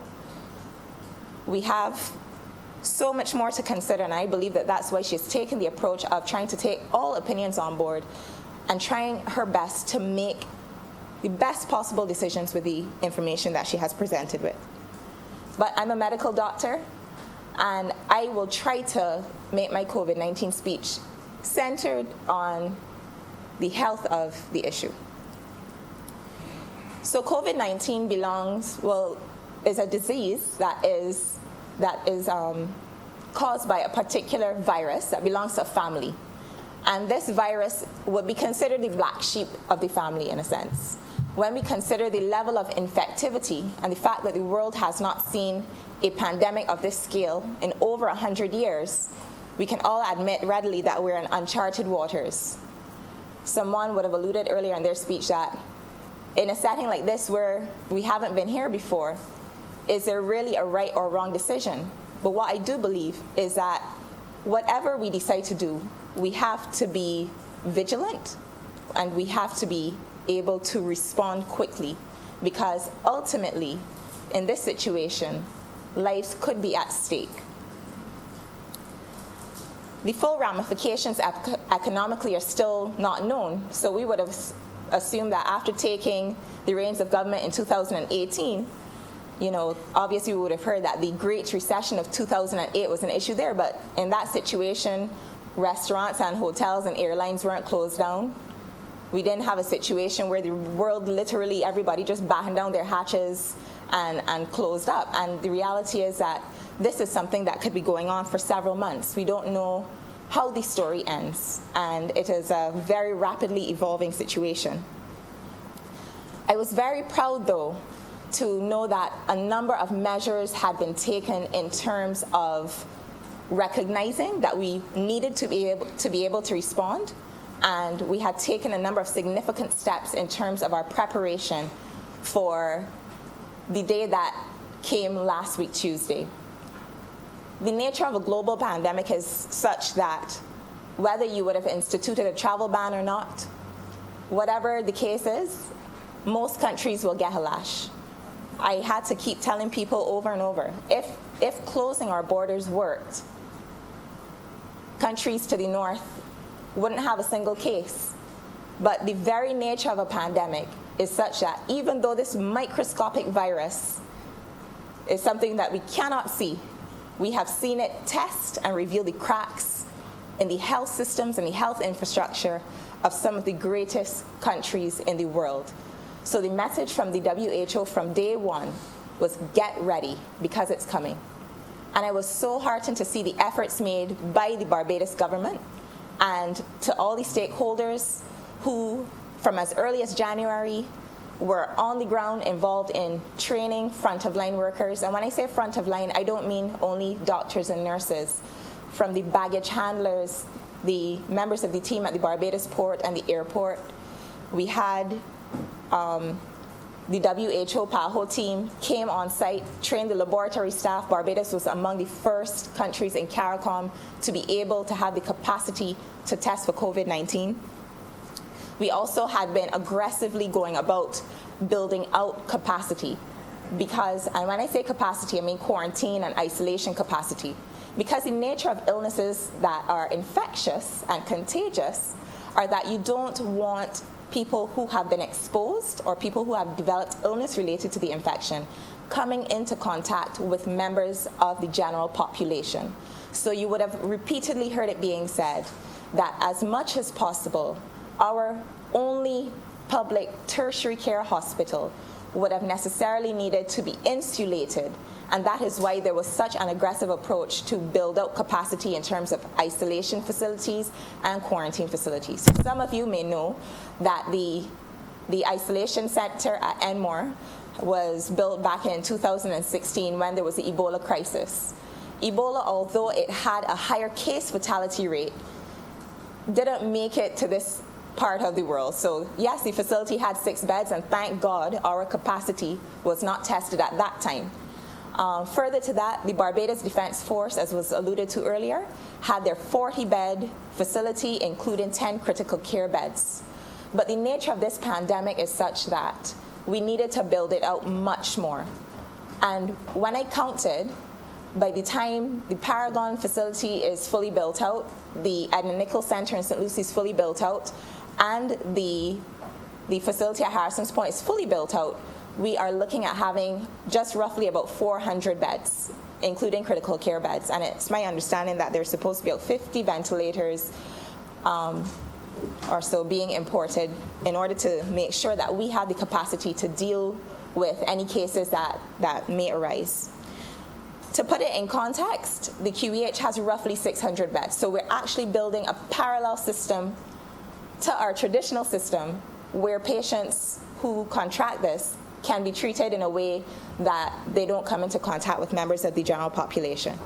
Further to this, I would like to commend the Minister of Information and Public Broadcasting for the efforts of her ministry in terms of her management of the Government Information Service in providing the public with reliable and timely information. It is the one trusted source you can go to. There are other sources in terms of traditional print media and so on, but they really, really ramped up their efforts in terms of getting people to look to them for information, not just about the efforts to prepare, but what people needed to do in terms of their own personal responsibility to make sure that the wider community could be kept safe. Further to that, we saw efforts to implement a hotline, and all of these things were done long before we even had our first case. The hotline had been set up. The geriatric hospital and all the other elder care facilities were had restricted visiting hours because it's already been identified that persons over the age of 70 in particular are at greatest risk in terms of their rate of mortality. But one of the greatest privileges that I've had in the last few weeks as the country prepared for its response to COVID was that the Prime Minister allowed me to attend the CARICOM Ministers of Health meeting. And that really speaks to the kind of leadership that the region really needed to take. We saw some heads of government came.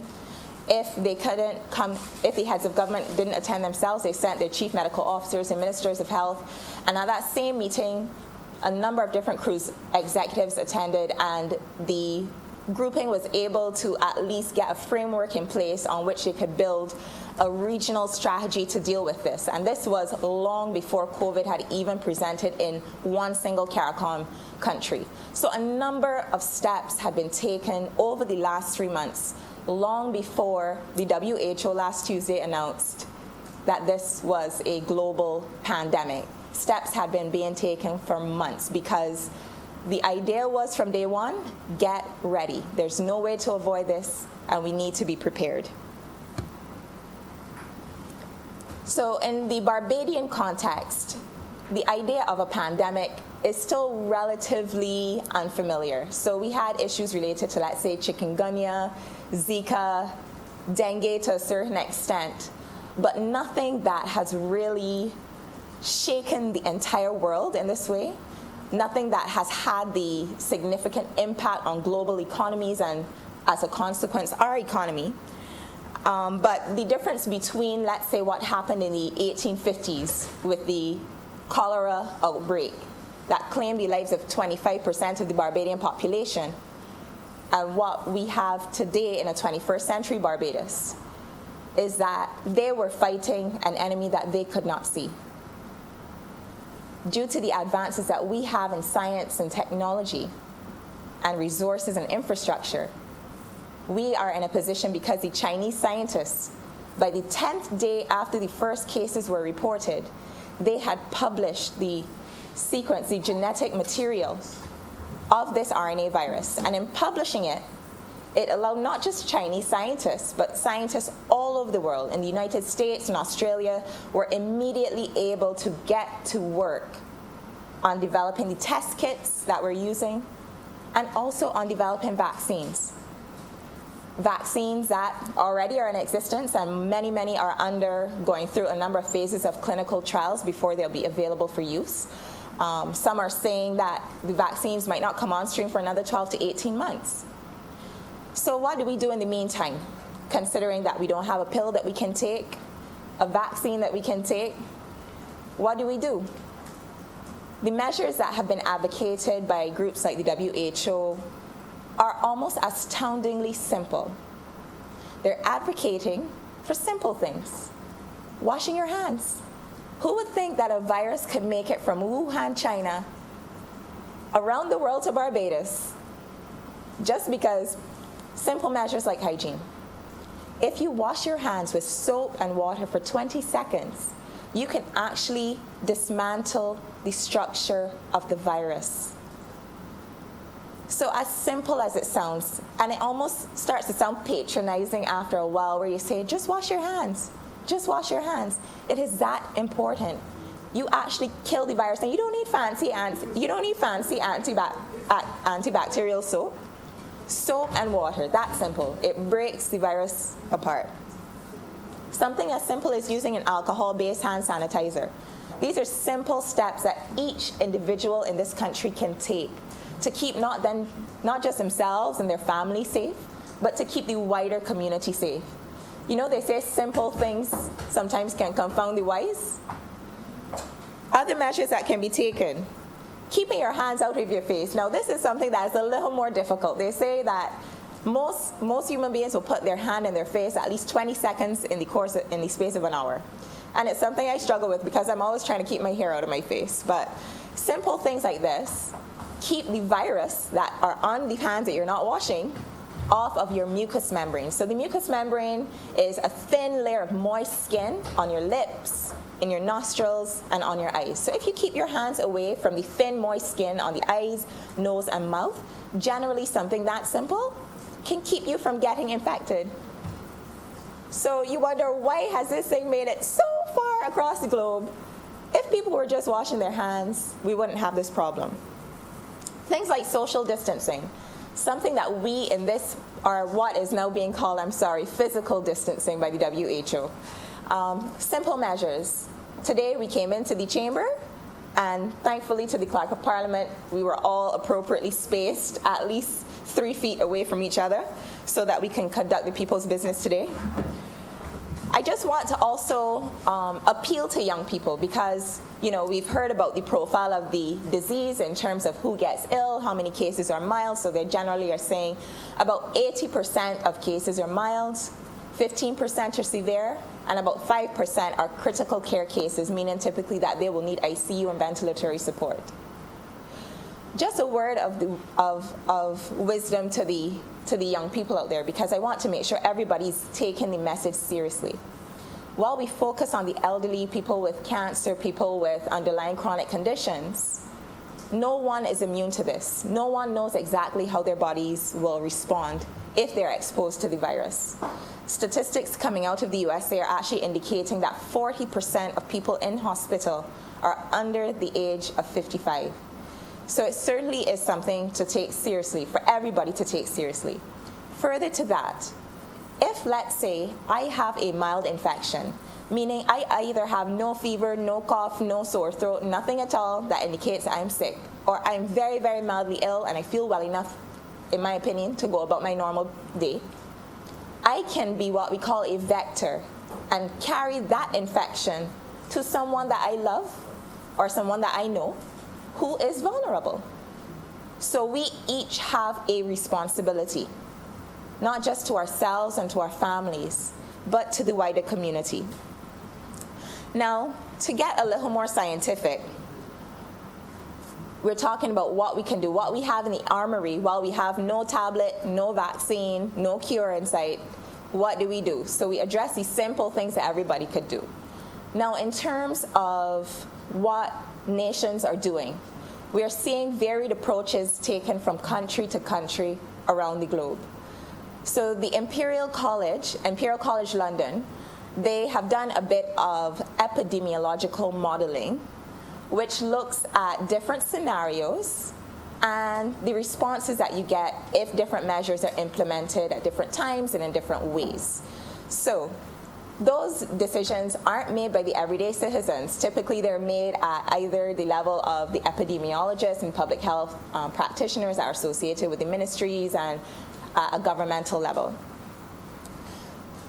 What Imperial College has indicated is that typically countries across the globe have taken two main types of approaches, either primarily based on something called suppression, which is something that we saw in some of the Eastern countries that have been very, very successful at containing this first phase of the disease.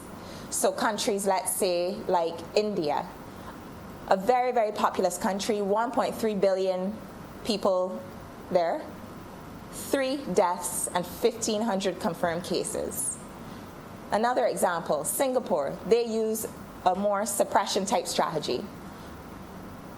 And really and truly, they have been the model in terms of how to approach a scenario like this. Every country basically is trying to make decisions based on the resources that they have. So let's say there's certain islands in the region who don't have a tertiary care hospital. There's certain islands in the region who don't have testing capacity. And you may notice that those countries may tend to take a more stringent approach in terms of making sure that they batten down the hatches versus a country that, let's say, has, in their estimation, the adequate ventilatory support, they have the lab testing and different things available to them. Different sovereign states make different decisions based on the resources that they have and so on. So we saw Singapore, India, South Korea take a certain approach that's skewed more towards what we call suppression. China also did suppression after a period of time, and we saw how effective that has been to the point where late last week, China had no new reported cases for about a 2-day period. If they did have cases, they were not human-to-human in-community cases. They were actually what we call backflow cases that resulted from Chinese nationals who were returning to the country, all right?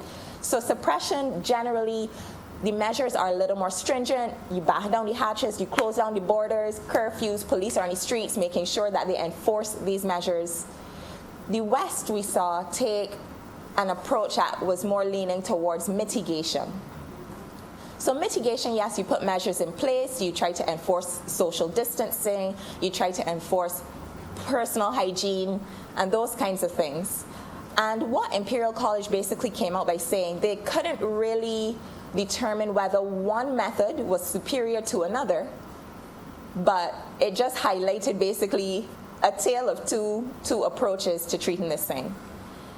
The approach that the public health professionals that I have spoken to locally is that we have decided to take a combined approach, some suppression measures and some mitigation measures.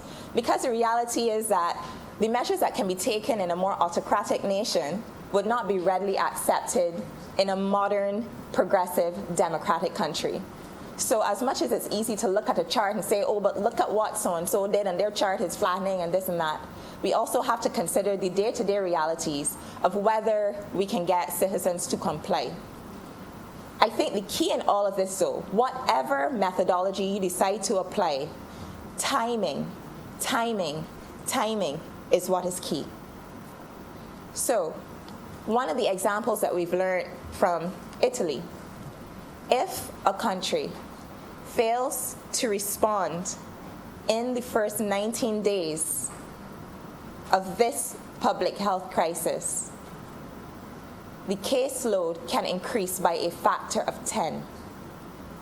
So whatever you do, you have to act. Whatever course you decide to take, whether mitigation, more leaning towards mitigation, whether more leaning towards suppression, you need to act. Timing in this situation is everything. Further to that, you have to determine what your capacity is based on how your time lag looks. Because the reality is, unfortunately, in Barbados and elsewhere, there are people walking around who are infected, who may have no clue because they feel fine. They don't have the aches and pains, they're not coughing, they don't have a fever. And that is where the concern comes, because these are people who could present to the health system within the next 14 days. And that is where the pressure comes. So I laud the efforts to prepare, because the reality was that there was no avoiding it. Such is the nature of a global pandemic. Everybody going to get touched. It doesn't matter what you try to do, it's going to come. So WHO from the start was saying, rather than pouring your resources and your energy and your time towards things like blocking off borders, it is wiser and more prudent to channel your resources towards getting ready. What I will end by saying, because at the end of the day, I'm a humble GP. I'm not a public health professional, and I will leave the experts that the Prime Minister has surrounded herself with to make those decisions. What I will end by saying is that we don't know how long this will last. We don't know how many people are going to get sick. We don't know how many people are going to die. But I want to reinforce my main point, which was that each of us has a personal responsibility. Each of us can help Barbados to contain this. The government, they will do their part. We can do our part. Whether that is keeping 3 to 6 feet away from Senator Adams, whether that is washing my hands meticulously, or stepping out of the elevator and using the hand sanitizer. Simple measures, astoundingly simple measures, can keep Barbados safe. Mr. Deputy Speaker, I'm obliged.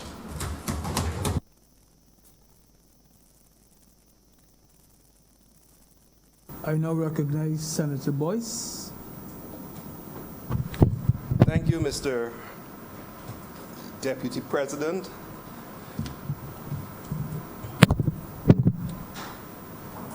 U.S. President John F. Kennedy once said, "The greater our knowledge increases, the more our ignorance unfolds."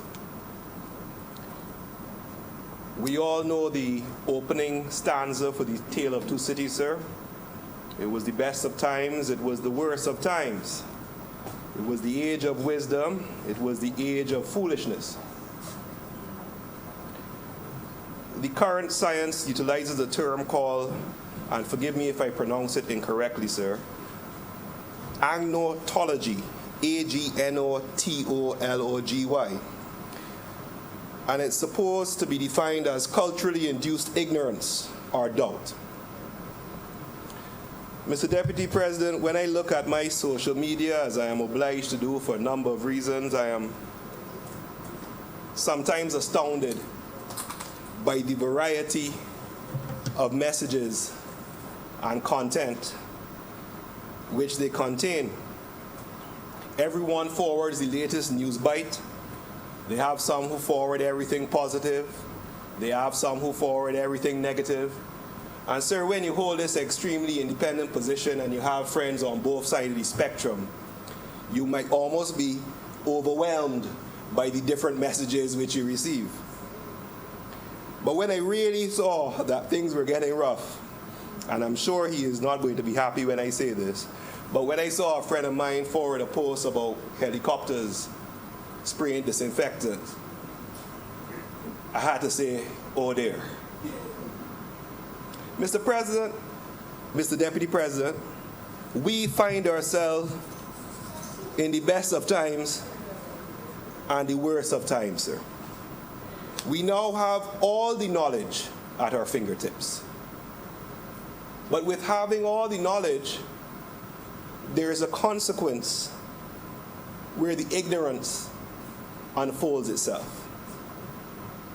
The fact of the matter is, the government is putting itself in a position where it has to be able to combat the different messages which go out, and we all have a responsibility, every citizen, to ensure that we make sure the right message is sent. We find ourselves, sir, at this stage, and everyone is awaiting the announcement of stage 3 and seeking as far as possible to get their house in order. We recognize the government's stated position of taking steps as far as possible to ensure those who are most vulnerable are protected. And we, sir, recognize that in the business community and with each other, we have to show empathy for those who, for whatever reason, age, compromised immune system, or other inhibitions, are unable to function in this current environment. And let me segue here, sir. We cannot say as Barbadians that we must have empathy for our compromised workers, for our elderly family members, for those who for whatever reason can't function, but have none for the tourists who are stuck, or none for the cruise ship workers who find themselves stranded here. Are they not human? Why not help them get home to their families? Once we ensure that we protect our workers who are managing through this process, we must show our humanity. Heaven forbid, and there for the grace of God, it could be any of us. and we would, I hope, benefit for the courtesy that we are now extended. But that being said, sir, government and businesses must function. But this function must be balanced with the need to protect the citizens. So on one hand, sir, you have the position as set out by the governor of Illinois. And in shutting down his state, Governor J.B. Pritzker stated, "I fully recognize I am choosing between saving people's lives and saving people's livelihoods. But ultimately, you can't have a livelihood if you don't have a life." That's one end of the spectrum. On the other end of the spectrum, sir, the Wall Street Journal has opined, no society can safeguard public health for long at the cost of its overall economic health, sir. So, we would have all received the Facebook and the WhatsApp messages saying shut down the borders. I understand, sir, that the Republic of St. Philip is taking certain safeguards in that regard, sir, as well as St. Lucie, sir. Yes. And we have the other hand with persons saying let's do the herd immunity theory and move forward. The point is, sir, the government is faced with the task of navigating between these two polar positions. And good luck. We all wish them the best of luck. And the only source I can offer is Rhapsody in a recent album stated, "A smooth sea never made a good sailor." Whatever is done, sir, the key is getting the message out. And not only getting this message out, Mr. Deputy President, but enforcing it. Sir, the great Barbadian author and poet from Malton Hill once said, "Bajans only respect consequences." We can sit down here and speak about social distancing and not gathering, but we have seen over the weekend what our citizens are doing.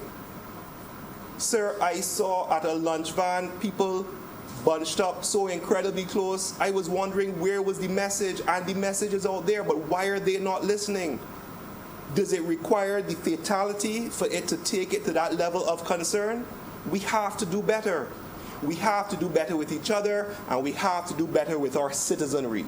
It cannot be a state of induced panic and spreading messages without saying this is how we approach it in a manner which allows us to go about as far as we can until stage 3 is announced in a reasonably sensible manner while practicing the appropriate steps to protect each other and ourselves, sir. We each have a responsibility to each other and to our nation to do a part in this endeavor.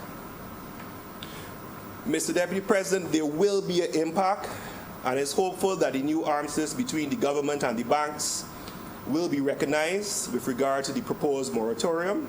Let's hope so. Sir, there will be some unscrupulous persons who will seek to take advantage of this position. I can imagine, sir, persons who have been deficient for a number of months, if not years, putting up their hands and saying, well, COVID-19. The point is, sir, the fact of the matter is that in seeking to protect the innocent, sometimes the guilty will escape. I believe that's a matter that has engaged this House once or twice before, Mr. Deputy President. I think so. But the point is, sometimes, sir, it will come out in the wash, and we don't mind that. We focus on the greater nation state. The government, of course, would need all the revenue it could get, but how will it go about collecting the revenue when the source of the revenue is now impacted? Will there, or even can there be a moratorium, as is being sought with the banks in terms of the government collection of taxes? Is the much vaunted fiscal space enough for this exercise, sir? Whatever the case, Mr. Deputy President, we have no choice but to move forward. We cannot bury our heads in the sand and we'll lose ourselves out of this situation. The simple fact is this, sir. We have to be mindful and reduce our social interaction. We have to become reliant. We have to embrace the technology. We have to embrace the factors of efficiency. We have to look at self-sufficiency, sir. We have to be our brother's keeper and work on a way out of this together. And let us embrace in this regard our motto: pride, less of that, but more of the industry, sir. Let us work together and rise out of this stronger as a nation and a people. I thank you, Mr. Deputy President.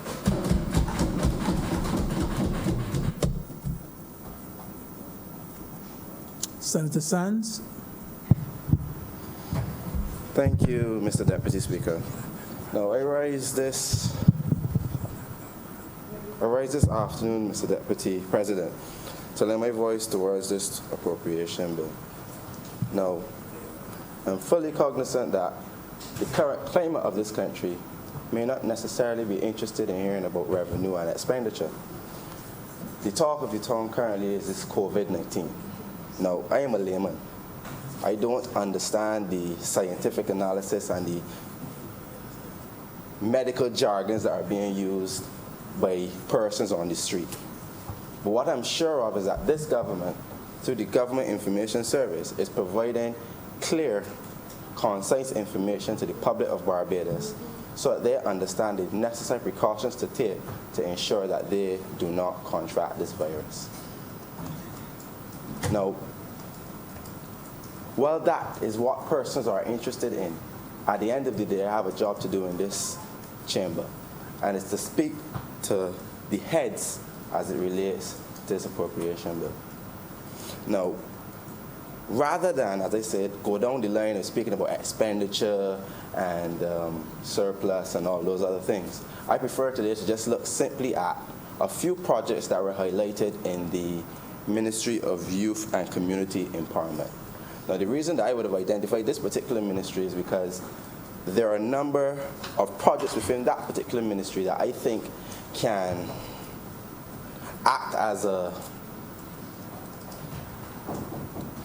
view of hope for the future of our young people. Because COVID-19 will come, but COVID-19 will go.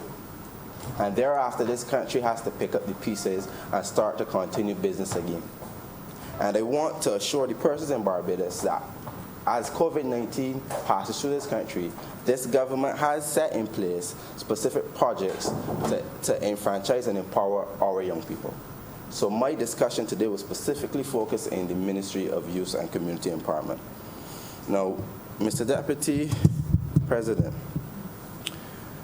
the ministry has a vision, which is to build a stable and cohesive society through the empowerment and full involvement of our youth and communities through social and economic development. Now, in order to fulfill this vision, the ministry must develop a number of programs and projects which would increase youth engagement, reduce youth crime and violence, enhance the skills of our young people, as well as the persons within the communities, so as to boost employability as well as employment. Now, with that vision in mind, these projects have to be set. And it is in that vein that I want to highlight 3 projects in particular.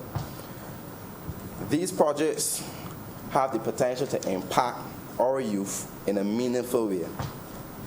That once they make the conscious decision to embrace this opportunity, they will be emboldened and have an advantage in the coming days. Now, the first major project that I want to speak about is called the Youth Entrepreneurship Scheme. It is also known as YES, YES.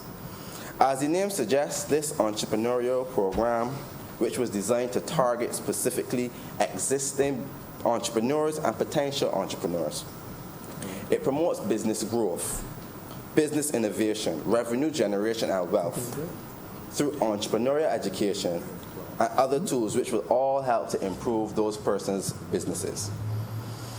Now, this is a particular project that stood out to me because at no point in time during my journey of this established educational system was I ever exposed in any meaningful way to the concept of entrepreneurship.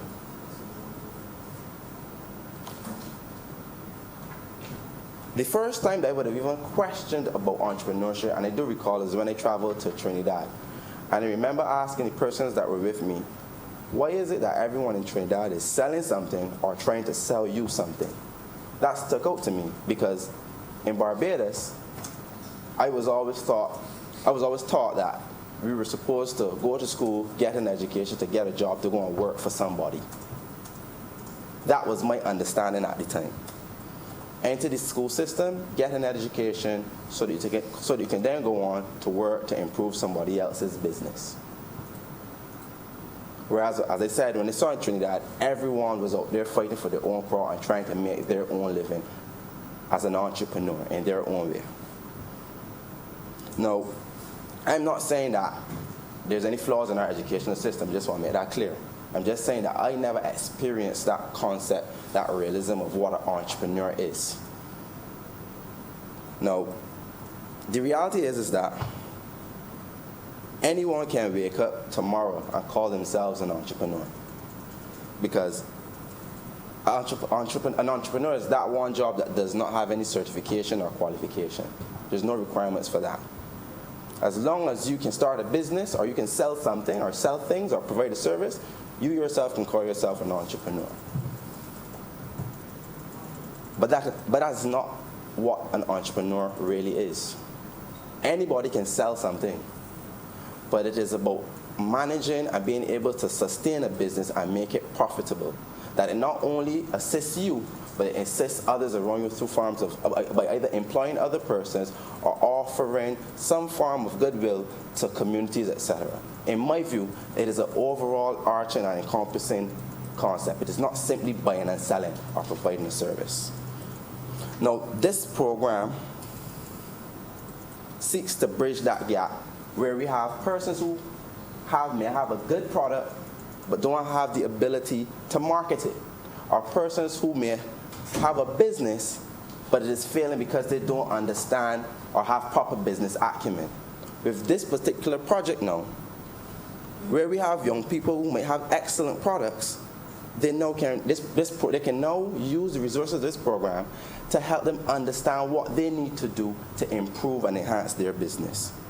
Where we have young people who failing at bookkeeping and unable to record the taxes or pay the taxes on time, this particular program will now be able to show them how to keep their records, how to file your taxes on time.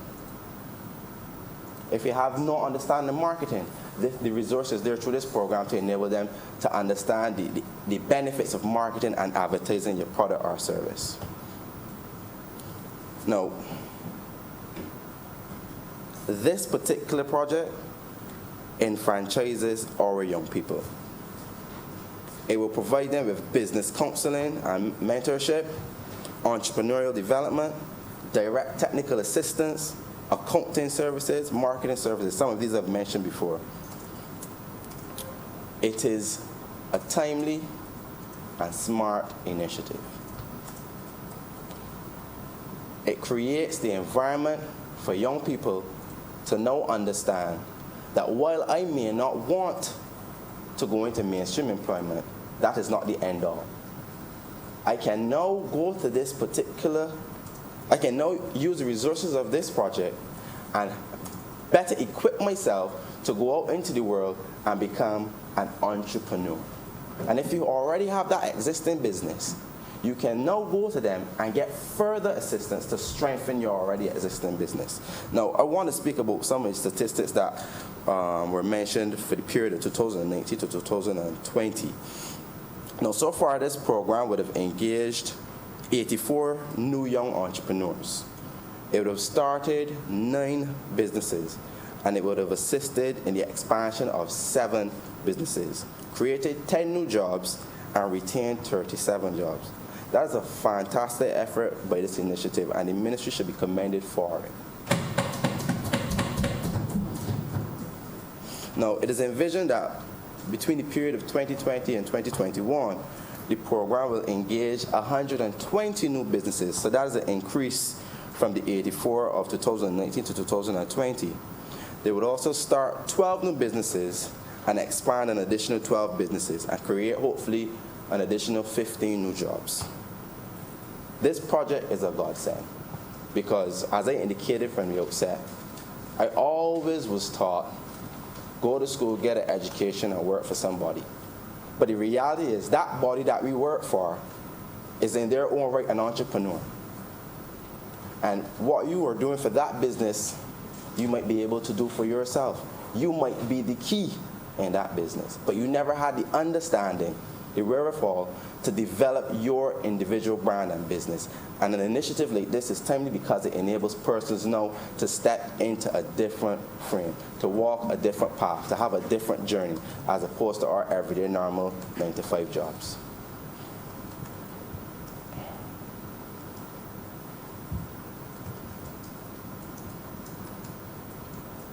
Now, notwithstanding the strides that we made with this program, there's still a lot of work that needs to be done. Now, because obviously I'm involved in the government efforts, I am aware of this project, but I would have discussed it with some persons, and there's still a number of young persons out there who are not aware of it. And again, that is why I think it was important to mention it at this platform, because there are a number of young business people who are not aware that there are resources that they can tap into. Now, I understand that the project intends for 2020 to 2021 to improve the public awareness of this project through their digital and social media usage. So they will enhance the digital footprint as well as use social mediums in order to make the public more aware of the services that they will be providing. There will be collaborations with the Barbados Small Business Development Center to offer business development programs to potential entrepreneurs at a community level.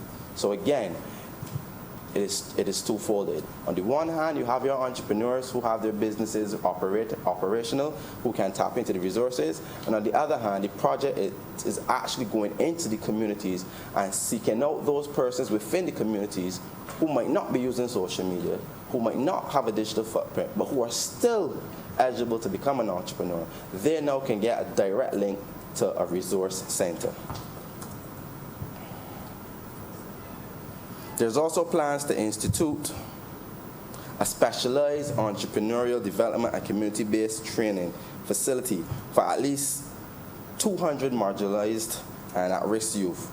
So the hope is that these particular persons would be able, once they use the resources of the facility, to be able to transition from the block life culture, for lack of better words, to a more refined business culture.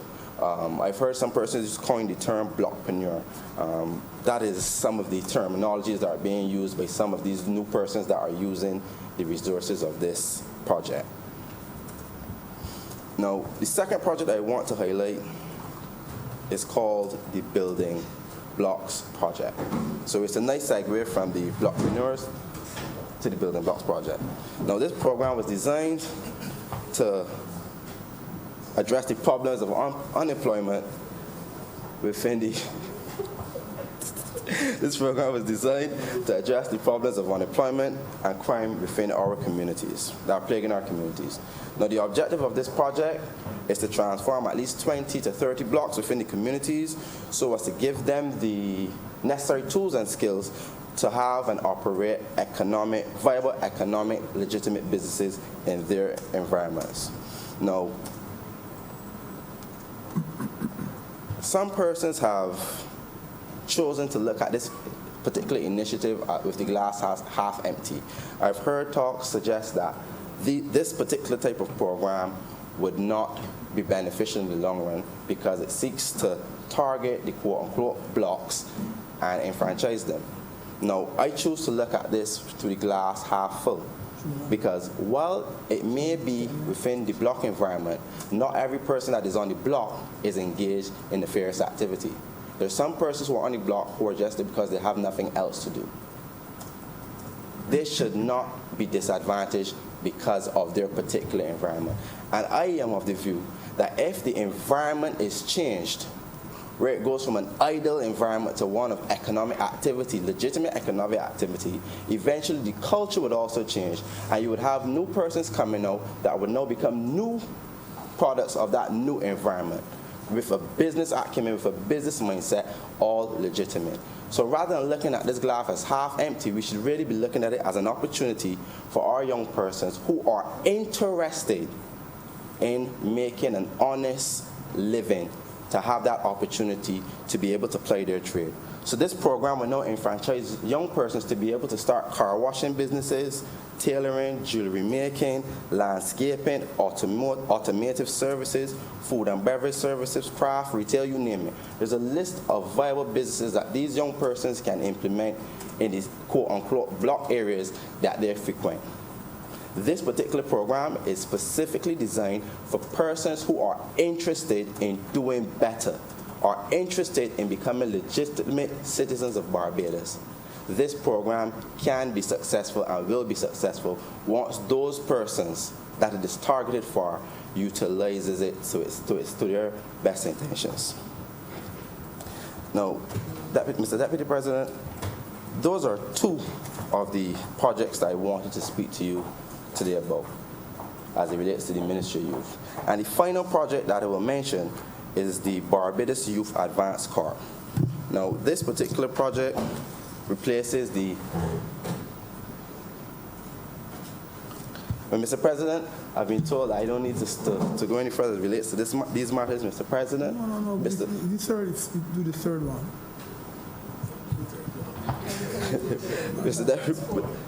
Mr. Deputy President, I'll continue. As it relates to the Barbados Youth Advance Corps, Do the third one.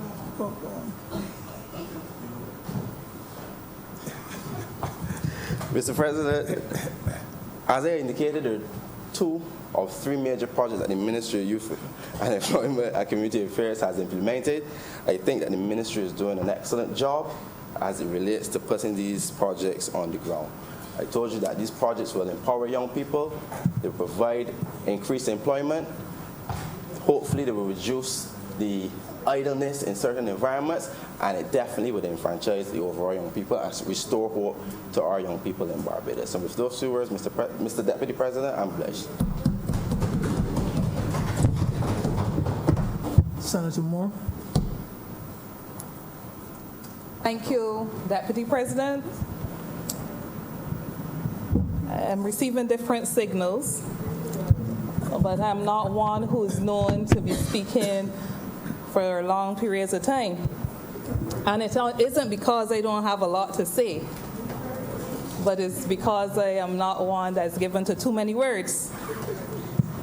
COVID-19 has caused Barbados and many countries across the globe to be initiating coping strategies as an emergency response to an illness of pandemic proportions. We have had to accept that the COVID-19, the coronavirus, is not only a threat to health, it is a threat to income security, it's a threat to our physical security, it's a threat to our food security, our culture. It is impacting the way we live. The strategies which were proposed by the Honorable Prime Minister and Minister of Finance last Friday, March 20th, reflect a genuine attempt, in my view, by the government to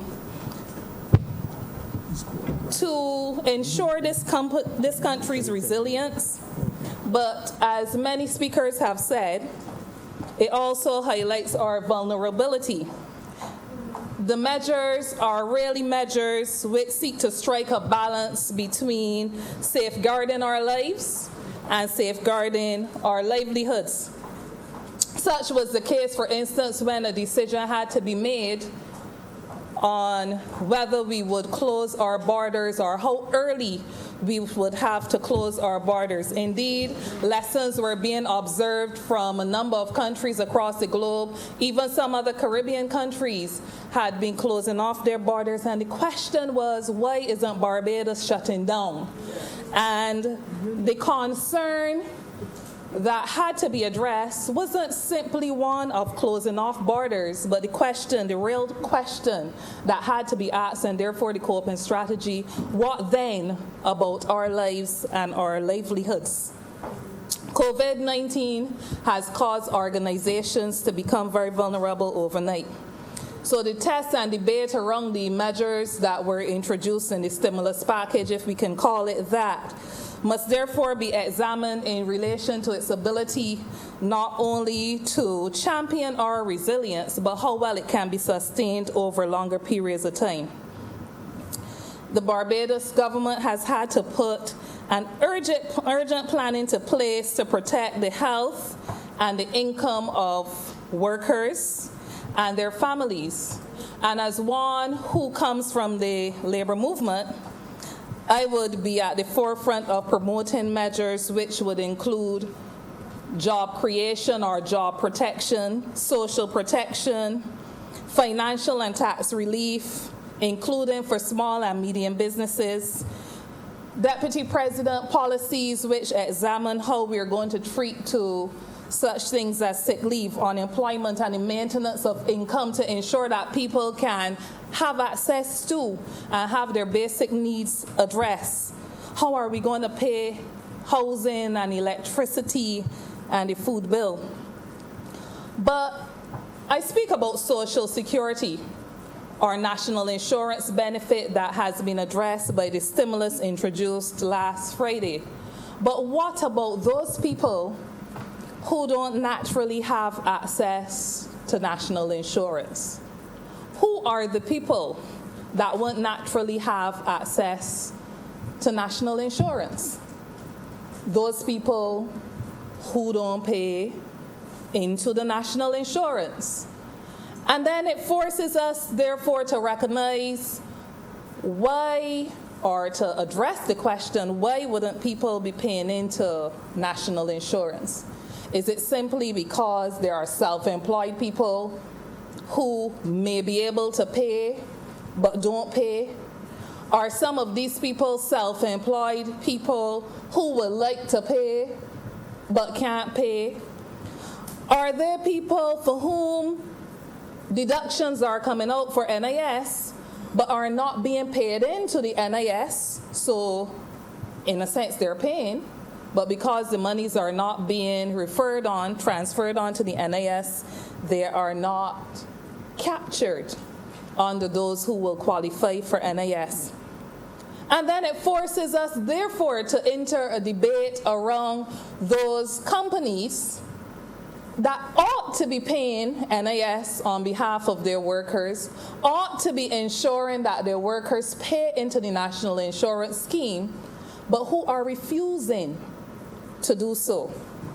So what must be done to these workers, these vulnerable workers, during this time? Can we simply leave them by the wayside? And the answer was given to us in the stimulus that was presented through the measures that were presented last Friday. We simply can't.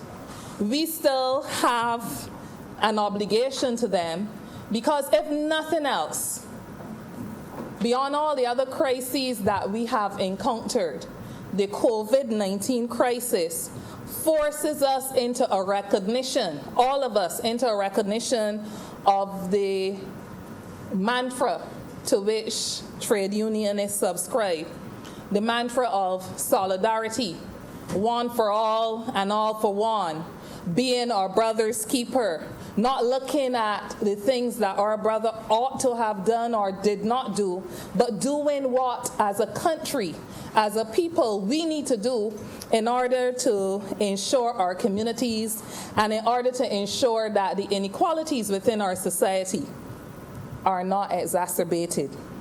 So indeed, it is in times of crisis that there is a heightened awareness of labor rights, social protection, the need for social dialogue, and of course, fundamental principles and rights at work. Is it okay for us to do what we want to do or what we feel we should be doing, in the case of employers, for instance, simply because the crisis, the COVID crisis as I call it, has thrown us immediately into some kind of vulnerability? Or must we observe decent work still? All of these are realities that have been confronting us, and many of us have been in meeting after meeting seeking to find answers, reasonable answers, reasoned responses to a number of competing realities that face us at a very fast pace. Deputy President, I wish to suggest to this chamber that the international labor standards are very useful at a time such as this as a tested foundation upon which we can draw many useful lessons that can offer guidance through these times. I now would like to turn to a discussion on a few points. We heard about a $20 million allocation being made for household survival programs to assist in addressing the welfare of some 1,500 vulnerable families, with a possibility that that figure, no doubt, I believe that if the figure can stretch to more, the government would like to make it more than that. But at least 1,500 vulnerable families. And while we would want to support those measures and would support those measures very generally, Deputy President, concern has to be around how it is going to be implemented, around the rollout, to ensure that those who are indeed among the most vulnerable are the ones that will have access to the benefit.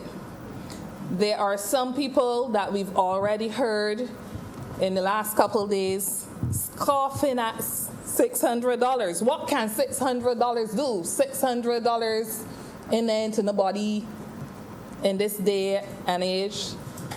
But there will always be the naysayers. And that is what makes societies beautiful, because it challenges us to be able to respond to them in ways that point them in the direction that we need them to go, or we need to convert them to. We heard about national insurance to bolster those who are put on short weeks. And I think that this is a beautiful measure, because what it says directly to that employer who is struggling to determine whether or not they can keep their businesses afloat, whether or not they can take a hit for the worker whom they employ. What it demonstrates from a government point of view is a willingness to assist, recognizing that you may not be able to engage in full employment, but we are encouraging you to assist us, one for all for one. Remember, through this difficult time, once you can provide people with at least 3 days, we will be able to supplement. And Deputy President, no doubt there are employers who would find significant challenge in trying to support workers through this time. I have no doubt that there are employers out there who would really wish that they can support their work families, who would desperately like to find a way that outside of the COVID disease that their workers have to be concerned with, they would really like to ensure that they can offer them some kind of income security. And there are some of these employers who simply can't. Equally, there are those employers who can, seeing that their profit lines, maybe their profit margins may be reduced, but who are able to support their workforce during this period that challenges all of us. The simple context is that these measures are not intended as a one-size-fits-all. These measures are not intended for anybody, whether employer or employee, to see it as an opportunity to ride whatever provisions are being made because they're provisions. It calls for all of us to sacrifice some for the benefit of all. And I speak about employers, so to bring balance, I would want to also address those employees who would hear about provisions being made for extra time away from work, and to challenge these not to take advantage of it.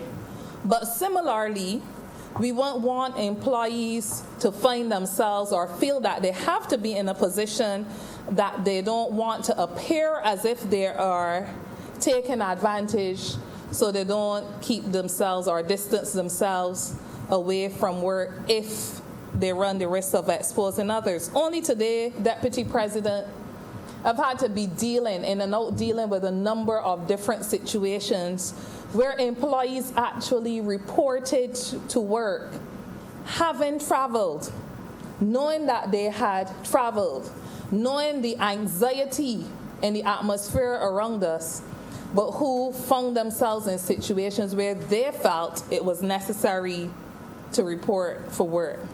Reality is, the medicine will tell us if people are not showing symptoms, it doesn't matter.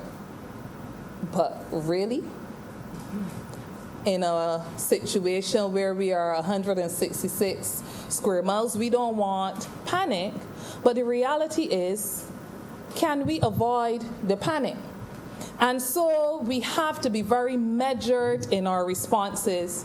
And while the responsibility is on employers to send out notices encouraging workers where they are exposed to situations where they have been in contact with someone who has tested positive, where they have been in scenarios like travel recently that would probably make them a likely candidate for contracting the virus given their exposure.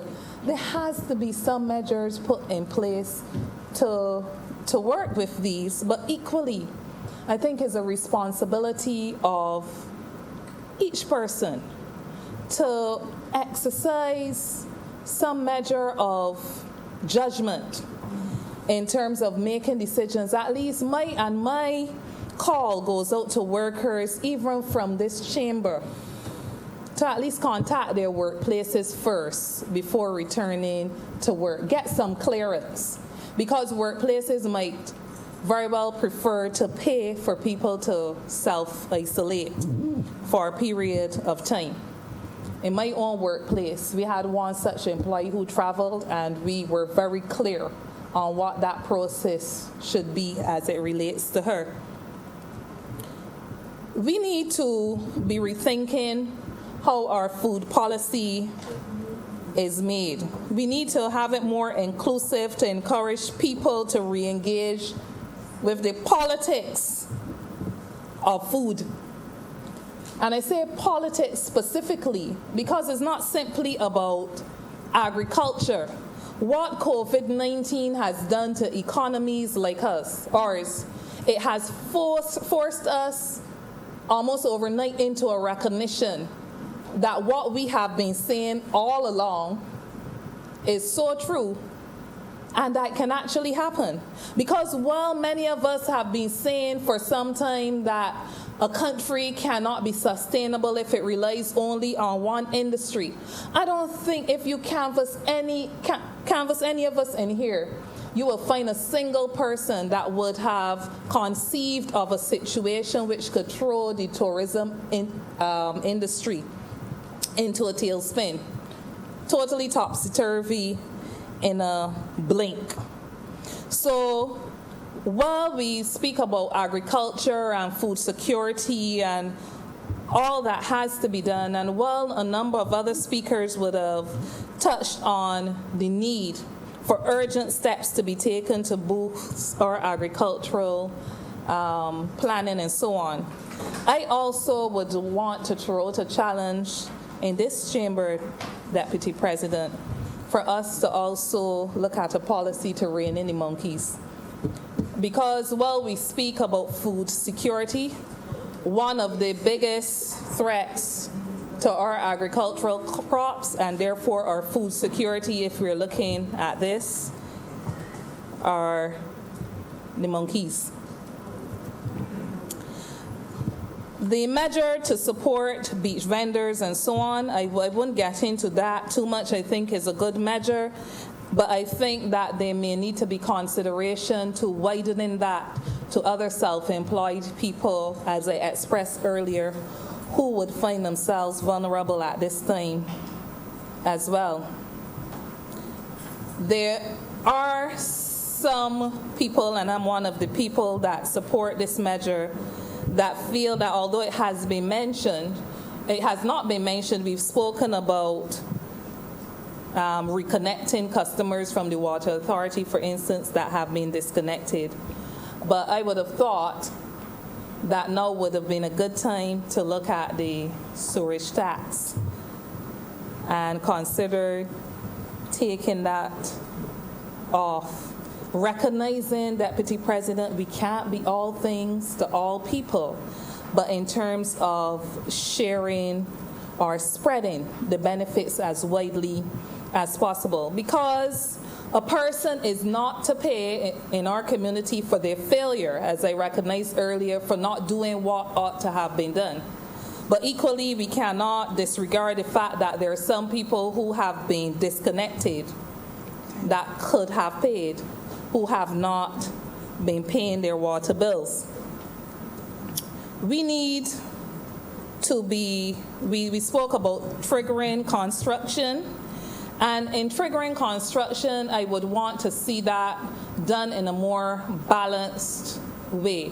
There are a number of small contractors out there who are not paying into the NIS. And if we are using construction right now as a boost to the economy, I think that the government also has to give attention where there are government-awarded contracts, give attention to those companies that they may be awarding contracts to who are not honoring their national commitments at other levels, and where this is found to be the case, that those are not the companies at this time, even if they come at a cheaper price, that should be given preference. So on the topic, on the issue of construction, I think that it is necessary for us to be aware of that, and necessary for us to signal the need for greater attention to this particular area, since it's given as one of the primary areas that we would want to use to boost the economy. Above all, I would like to reiterate, though, that if each citizen of Barbados fails in his or her duty to follow the guidelines that have been established, all the measures for stimulus and resilience and to protect against vulnerability would come to naught. In fact, we will not only be curbing the benefits that can be derived from the systems that have been put in place, but we will more than likely be retarding our recovery. We are at a juncture, as I said, where being our brother's keeper holds more meaning than ever before. I've heard myself say it at least 3 other times in the last week, that times of goodwill, times of crisis require men of goodwill and generosity to put their own interests aside in the good of the interests of all. We acknowledge that this pandemic, the COVID-19, is a difficult one. It presents a very difficult environment to do business in. But we must urge employers to act decisively, yes, but responsibly, to provide protection for the vulnerable workers. We also call on employers broadly, I recognize, because we've established before that all employers are not the same. But we call on employers to prioritize the rights and welfare of workers as we collectively respond to the challenges posed by COVID-19. Deputy President, I'm obliged. Senator Holder. Thank you very much, Mr. Deputy President. I've taken your cue, and I will follow suit. I believe it was Plato who said, wise men speak because they have something to say. However, fools because they have to say something. So I will seek to follow your cue and restrict the presentation. I have something to say, however. I have something to say. Mr. President, I actually was looking forward to the debate on the appropriations bill. You know, I see it as our opportunity to discuss what I call our report card. And from where I sit, there are at least 3 heads that I understudy. Primarily because of the constituency that I am involved in, not at that level. But you see, I'm the leader in a credit union that represents, and therefore represents about 60,000 persons. A member of the Barbados Evangelical Association, under the leadership of Dr. Taylor, Mr. Deputy President, that represents thousands of evangelicals across this island.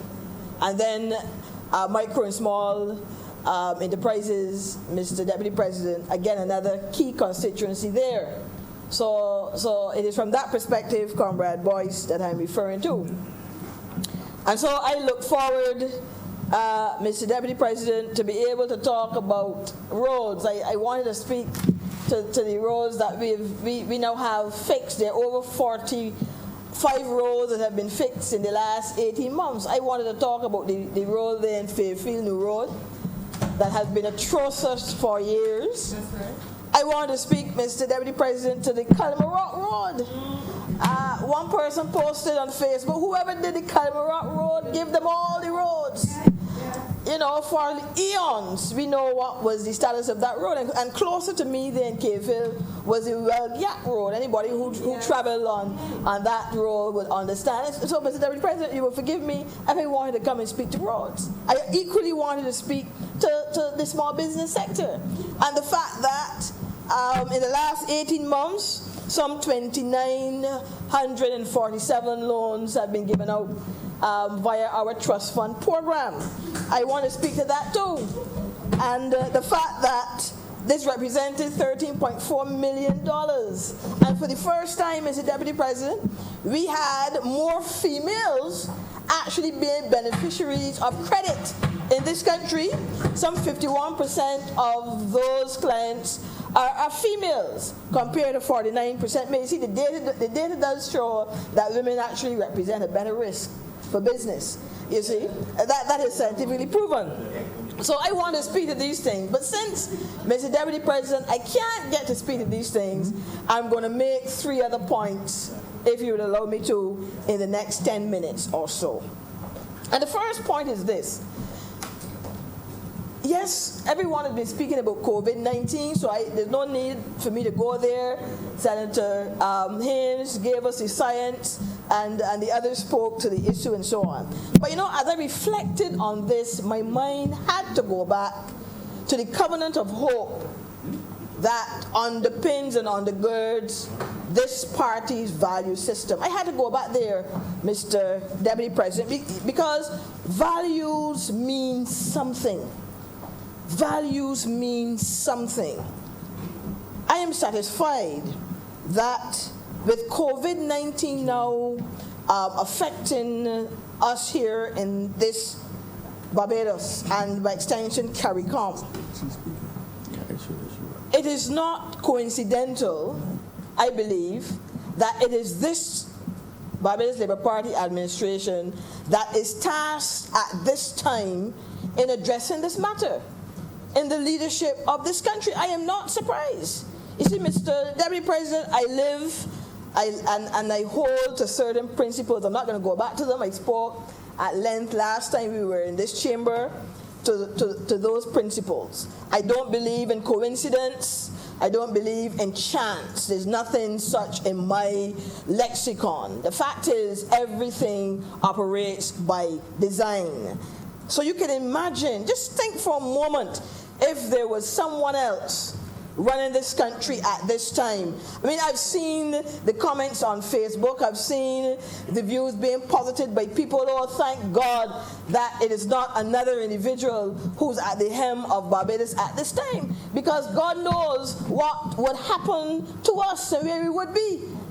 But because He knows, and because He is omniscient, I'm satisfied that we are being led by this administration at this point in time and by the Prime Minister that we have at this point in time. So values mean something. And so it is the covenant of hope that I referred to in preparation of these few thoughts, because I feel that that covenant gave us the philosophical underpinning that would guide how we treat the governance as an administration. You see, that covenant of hope, Mr. Deputy President, spoke to openness and transparency, respect, fair treatment for all, and so on. So when we hear Senator Cummings talk about our approach to the cruise liners and how important and so on, Mr.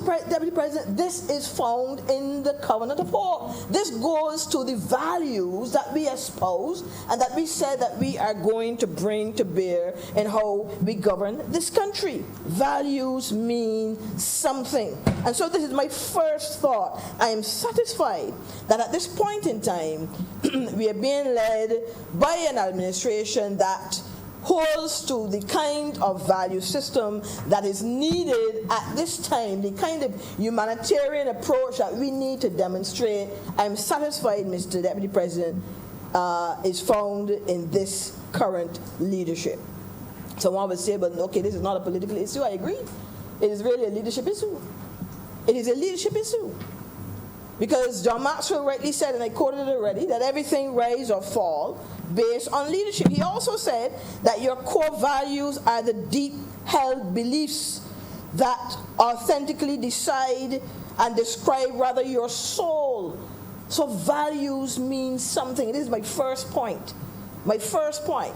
And so as we go forward as a country, I want that our citizens understand this and that we employ that kind of brotherly care and love that is needed at this time, where we look out for the vulnerable within our society. We take care of the vulnerable within our communities. This is going to be important.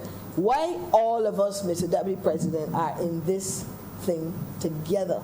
Believe it or not, we are here together. And so values must count for something. Let me move on to the other 2 points. Instead of making 3 quick points. The second one, Mr. Deputy President, now goes to the kind of response that we need to ensure we have relative to our MSME sector in particular, and also to encompass the whole issue of our economic survival at this time. Now, because of the implications for COVID-19, we would have conducted a short survey in the organization that I lead. Because I like, Mr. Deputy President, to be able to speak from the position of data.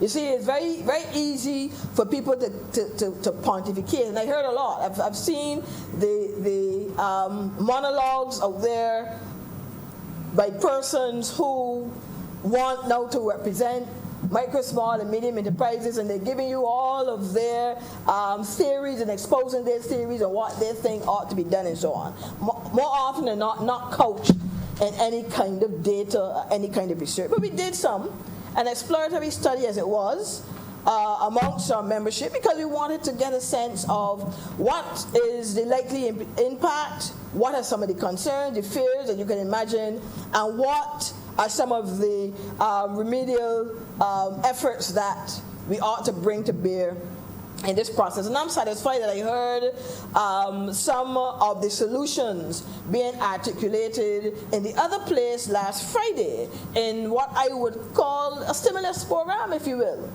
a stimulus package for not only businesses but our homes and families.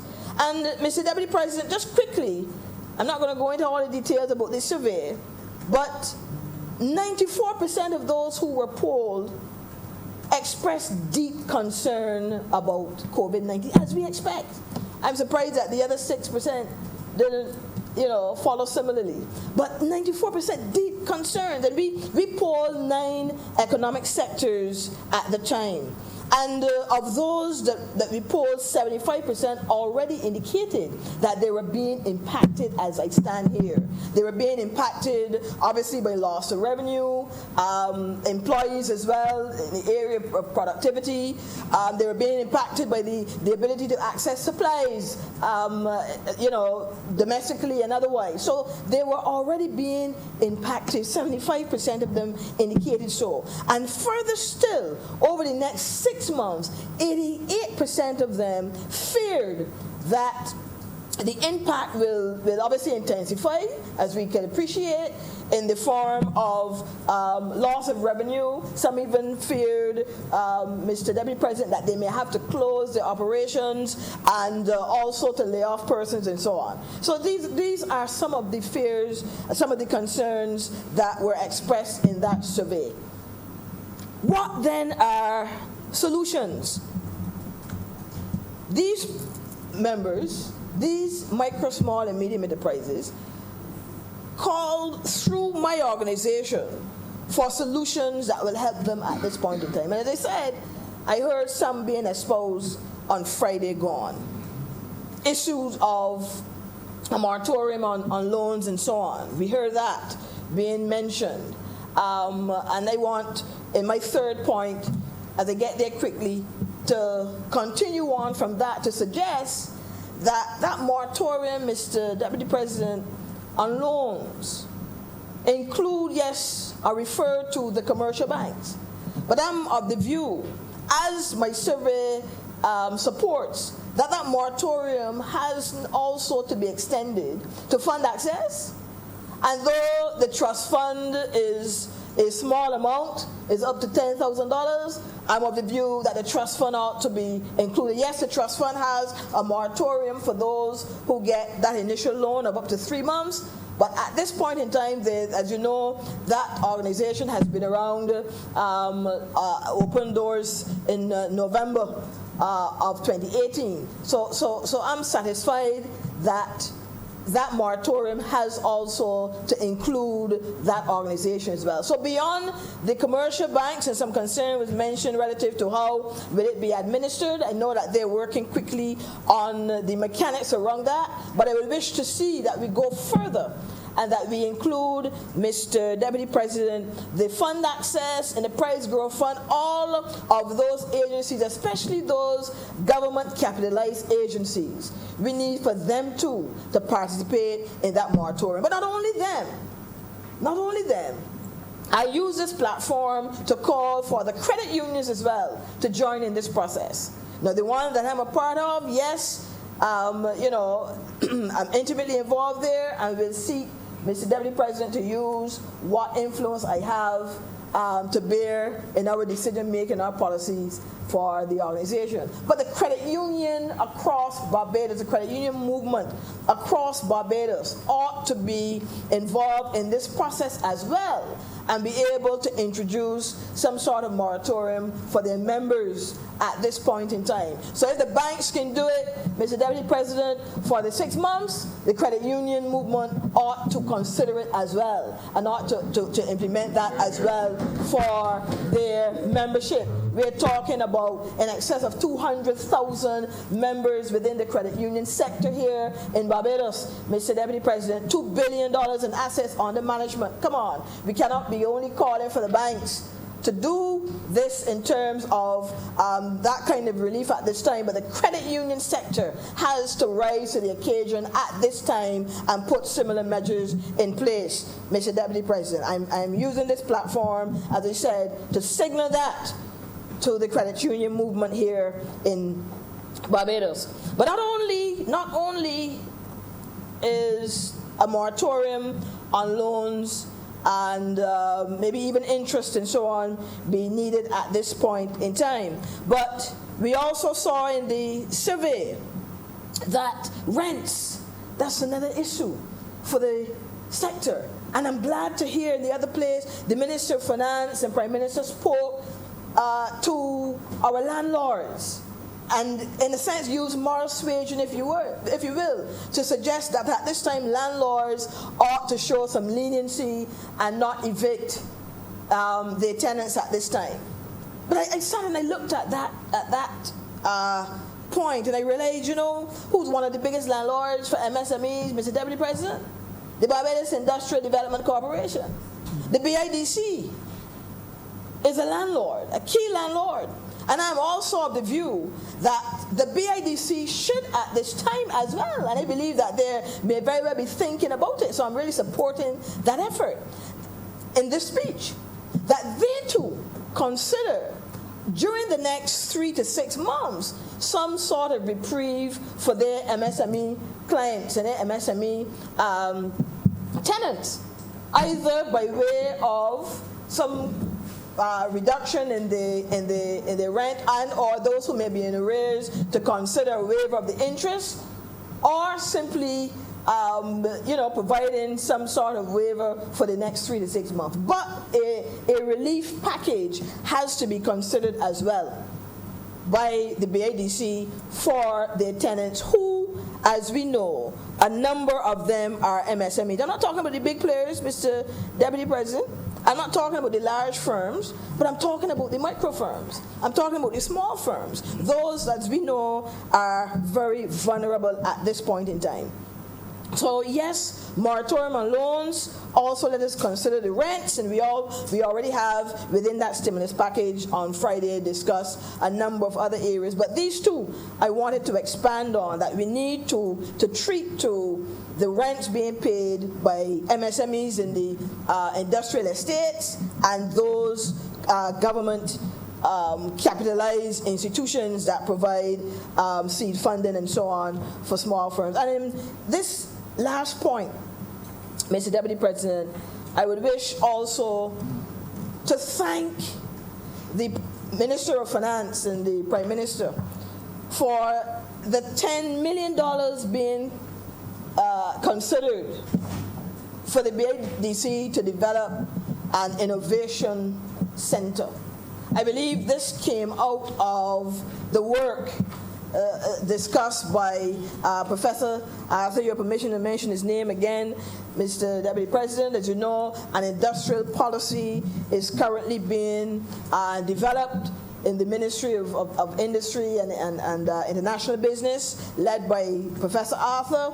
And out of those discussions came the call for some sort of innovation center.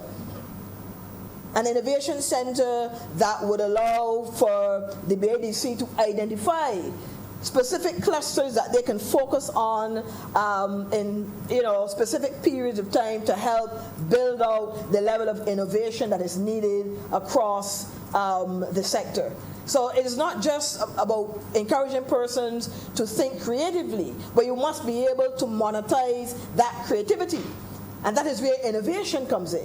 The ability now to take those creative thoughts, those creative ideas, and be able to innovate them that you can scale up and monetize and commercialize them, that you can earn revenue and so on. So I wanted to commend that, because this time here, this COVID-19, in my view, presents an ideal opportunity for us to rethink how we do business, to rethink how we approach the whole notion of business development and, by extension, entrepreneurship. This is our opportunity to do so. I heard some catchphrases in the chamber today about reset and restart and all that. Here is an opportunity now for us at the business level, Mr. Deputy President, to rethink our processes relative to business startup.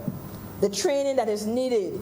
Many of our organizations have been doing so, but can we scale up even further? Can we use this opportunity to introduce the technology that we've been talking about to help businesses to do better business, be more innovative, and therefore go beyond our domestic shores and so on. So this is an ideal moment, I think, an opportunity for us to really focus in on these areas. So, Mr. Deputy President, I see you're nodding. I'm not going past the 10 minutes, I assure you that. But based on the time constraints, I'm going to stop there. These are my 3 points that, as a recap, the values are coming out, I believe, in how we approach our governance. Secondly, we've done some research, and we have some qualitative information to support what we're saying. And finally, the fact that we need now to expand to treat to the vulnerable within the sector. Micro firms, those with 5 employees or less,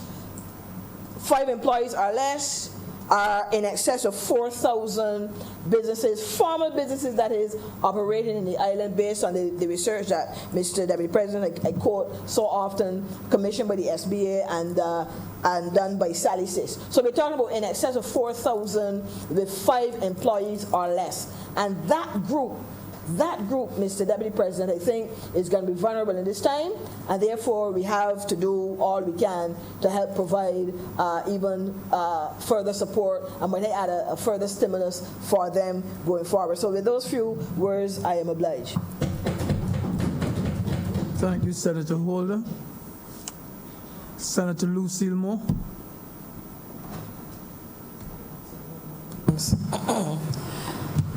Mr. Deputy President, thank you for this opportunity to speak at this time. I'll keep my remarks extremely brief because I know time is of the essence. It is quite a long day, and I know many of us here have many things to still complete before the end of the day. What I'm really just rising to speak on, I'm not here to regurgitate anything that's been said already, but just to reinforce some points with regard to the whole COVID-19. Everyone knows that this is an aspect of what is occurring in Barbados now that has certainly captured everyone's attention. And so what I want to say is, from an information standpoint, we do not want information for people to take information from external sources and take those and apply it to our environment and the Barbadian context. That is always an error. Barbados is not China. Barbados is not the United States. Barbados is not Singapore. Barbados is not Italy. Barbados is not Germany. Barbados is an island, 160 square miles, population somewhere close to 300,000.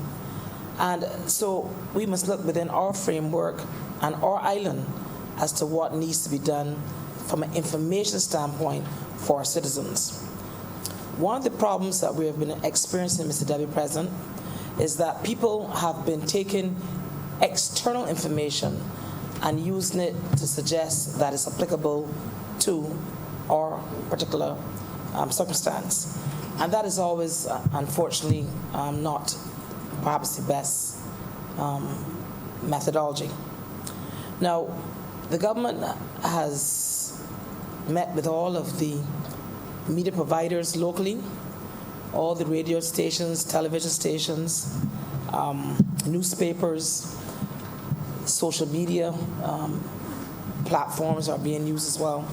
And everybody has been willing and wanting to help, and they're all on board. And when you see those sources that have on the information saying the government of Barbados, the Government Information Service, for those who don't know that, GIS, a lot of them is an acronym, certainly for the Government Information Service, that's quite well known. You know that information is credible and true and correct. So all the lone television station has been quite meticulous about every day, day in, day out, sending out messages. And it's free, so you can go and watch it. All the radio stations, whether it's every single one, all 15, have been carrying the messages and many messages on all different types of topics related to the COVID-19 virus. They've been talking about how to protect yourself. They've been speaking about what you need to do if you are elderly.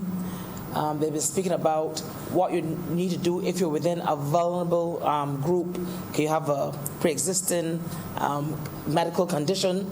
And for those who, we have a lot of these catchphrases, pre-existing medical conditions. We know what those are. Things like diabetes, heart disease, hypertension, some kind of respiratory condition like asthma, or you have cancer, so your immune system would be things. So basically, these messages are covering a wide range of topics related to this virus. And these messages are correct as it relates to Barbados. I'm not going through all of them. I think Dr. Haynes and Senator Haynes spoke on some of those, so I will not rehash those. Also, the Nation, Advocate, Barbados Today, I'm calling their names, with your permission, Mr. Deputy President, Loop News. Those are newspapers. They too have been very good about carrying the information as relates to Barbados and our environment. I have to stress this because when you take news from externally and try to apply it to our context, it doesn't always work because we may not have what those people are speaking about. And if you don't, then what one is suggesting that you do cannot work for you. So you need, and I'm appealing to the public of Barbados, those who can hear me, those who can understand this, they need to take the information from the credible local sources. And also all the social media platforms are being used. Twitter, Facebook, Instagram. I don't need to tell people who use social media what those platforms are. They know. And in circumstances where it requires instant information, we live stream it. So certainly when we want the nation to know something right away, we live stream it so everyone can see it all at once, and we also show it live on CBC, the Lone TV station, as well as also oftentimes on radio. So there's zero reason not to be able to follow what's going on with regard to this virus. Then we have put up some and continue to put up more billboards showing people the correct way in which to do some of the things we're asking Barbados to do to protect themselves. And one of the biggest things you hear all the doctors, all the medical professionals talk about washing your hands and the correct way to do that. Then we hear things like, and there's another catchphrase, they talk about social distancing. When I first heard it, I was like, social distancing? That's the one that Barbadians are going to, some will get it and some won't. So I was speaking with one of my colleagues about it just today, and they said to me, we need to make some of the information a little bit more in the Bajan vernacular. So instead of talking about social distancing, tell somebody when you get on the bus with someone, tell them size wrong. Well, if that is social distancing, and that is what Barbadians say, size wrong. So you don't want someone to sit too close to you, you tell them size wrong. So basically what I'm saying is we have to look at and that's not my phrase, Mr. Deputy President, that was given to me by a colleague just this morning. And they gave me another one. They said, you can also tell someone, my friend, keep your distance. That's exactly how Bajans speak. So basically, we are cognizant of that. And so all of our messaging has both information done in the vernacular and information that is probably in more standard English. Nevertheless, the information is there certainly to reach every single demographic available. Now, I also would like to caution the public not to believe a lot of the rumors and the things that they're seeing on social media. I love social media. I use it all the time. I'm on it all the time. I think it's a wonderful vehicle and a wonderful tool for disseminating information. It is instantaneous, so it allows you to disseminate quickly. That's what's wonderful about it. It also allows you to reach large audiences, and not just audiences within the area that you're in, or even within the island that you're in, because you can reach people externally for nothing, for absolutely free in some instances. So it has its value, but it also has its deleterious issues related to it. And in this particular situation with this pandemic, what we have noticed is that a lot of the rumors about this COVID-19 virus are being spread on social media. I'll just give you one or two, Mr. Deputy President, so you can understand the concern and why I'm raising it. People are going around buying up all the garlic they can find. Oh, I've seen it myself.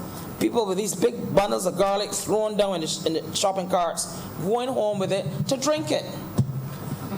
If you go on the WHO, which is the World Health Organization site, which I go on every single day, it clearly debunks that myth. WHO says that garlic may have some good properties for other things in your life, but it does not stop you from getting the COVID-19 virus. People got to stop with this here, because if they believe they could just drink this garlic and walk around, do as they like, because they're protected, I am afraid that that is one of the problems of looking at things externally that are brought to our island through social media, the internet, and other sources that is totally untrue. And I just give you another one. The other one is if you drink overproof rum. Now, I know overproof rum has an alcohol, so the alcohol content is probably quite high. So you put it on your hands, it might work to kill the virus as a topical remedy. But for all the rum drinkers, I'm not stopping you from drinking rum, but drinking overproof rum is not going to stop you from getting the virus. So, and Mr. Deputy President, so these are some of the things that are floating all around. And you see people running in these stores buying these things. So all of a sudden now certain brands and certain rums have become popular because they're overproof. And they feel if you drink, I lick back 1 or 2 of those every day, I get free from the COVID. Now, what has concern, of course, is that these myths then make people behave in a manner that probably would be harmful to them in the long run. Now, to all the young people out there, Mr. Deputy President, I would like to say this to them. I know that a lifestyle change, especially in circumstances where you're in a pandemic. You have a pandemic situation of this virus here, but all over the world, really. There's something called behavioral change, and it's always harder sometimes for young people to quite get it, but they have to get it. I took the opportunity over the weekend to go and look at what people are still doing in the neighborhoods, and I was quite surprised to see that people on the block are still on the block, which is fine, but they're not sizing wrong. Everybody's still together. People smoking cigarettes or whatever. Nowadays they got vapes. I don't know what they're smoking, but passing it around. You cannot do that. That is not a good thing for them to be doing. And they're passing around drinks. You can't do that. That was before they had COVID-19. But this is a serious situation and should be taken in that kind of light. And so all the passing wrong of the drinks and the passing wrong of the cigarettes and all that has to stop. And I really am appealing to young people to heed these messages that are being put out there as to what you're to do to protect yourself and your family, and to heed them. Because whether or not they heed them, they still have to go back to their homes. And so when they don't heed messages on protection, sometimes they inadvertently then may hurt someone living in their home for their not being responsible. Now, the other thing I want to say is, Mr. Deputy President, we've asked people to stay calm in this whole situation. There's no reason to overreact. We've seen all the panic buying. I won't go into it. I've seen, I think, maybe 1 million toilet paper memes, including a man planting toilet paper. So we know that people know what's going on. Certainly, some people certainly do, and are taking it seriously. But we need people to stay calm. There's no sense in overreacting, because I think the Prime Minister said it very clearly more than once that Barbados does have the level of food that is necessary for many, many months. So maybe you might have to eat chicken and not T-bone steak, but it's probably better for you anyway. So the reality I'm saying is that there's no need to panic, because the Barbados government has a plan that has been executing, and so far the plan has been going more or less as we expected. We cannot stop COVID-19. No one can.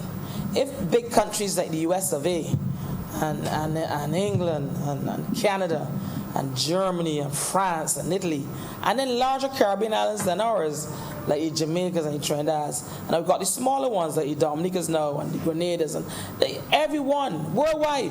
This is a situation that every country has to deal with, and we need to deal with it, and Barbadians need to be on board with us.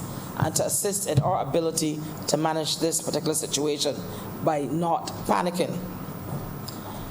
And another area I want to touch on very briefly before I wrap up is the issue of, always when something happens and people don't know why it's happening and they only hear things here and there, they then want to play the blame game.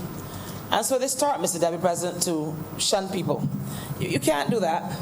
So we've had instances where we've seen that certain people, because they feel that they may, for whatever reason, and it's really a sort of a xenophobic, bigoted way of looking at this particular virus.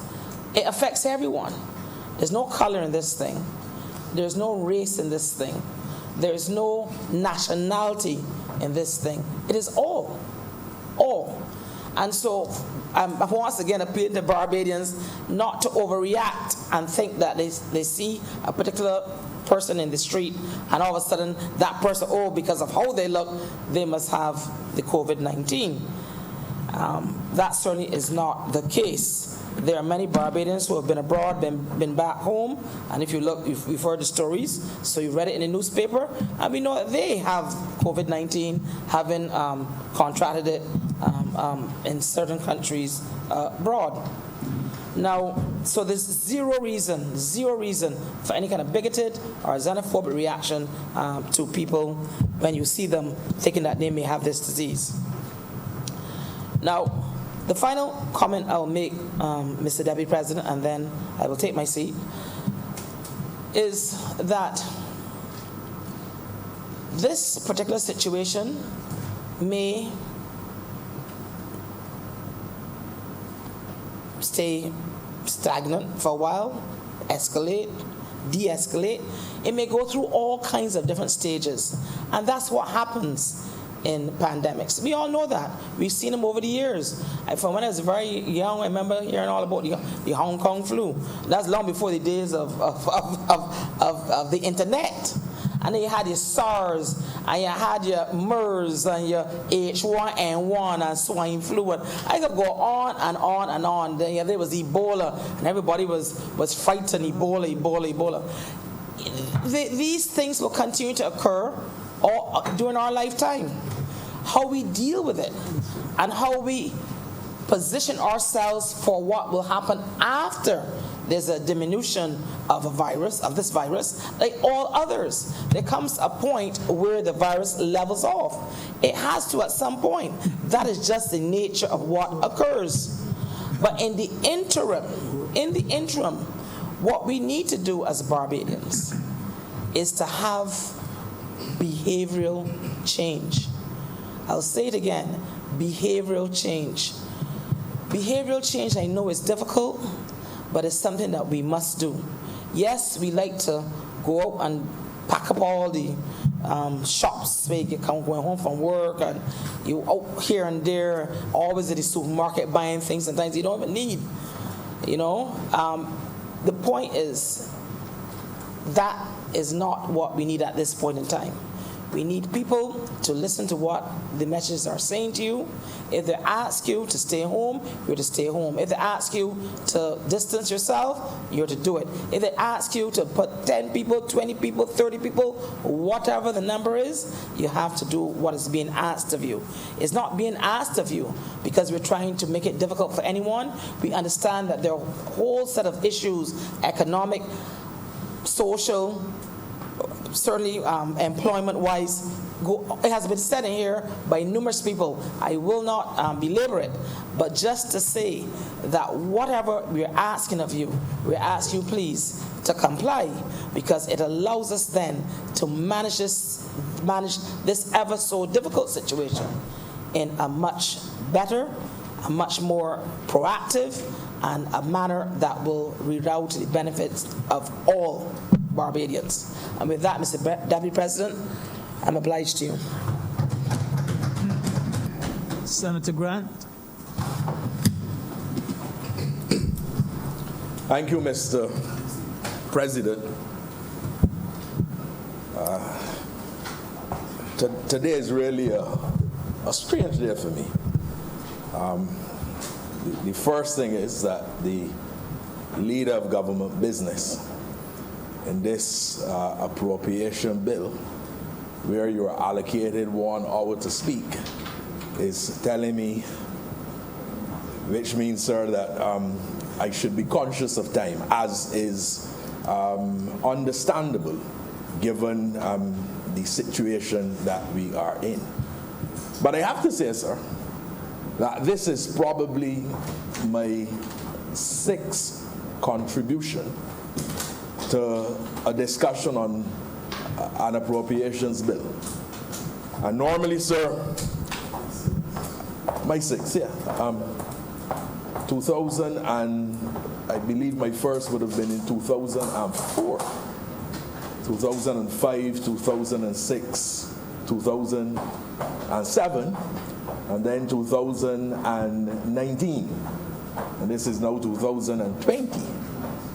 So I believe that this is my 6th contribution in an appropriations bill debate. And sir, normally I would come into these debates, man, sir, and I can be honest with you, I come in, man, and I pump a set, man, about, that's Bajan terminology, in terms of what is happening in the sector with which I'm associated.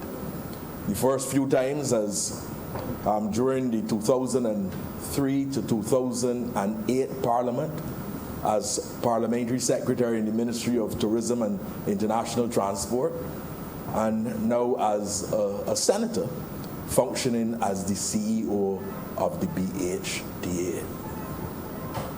Sir, though, today really is a very different time.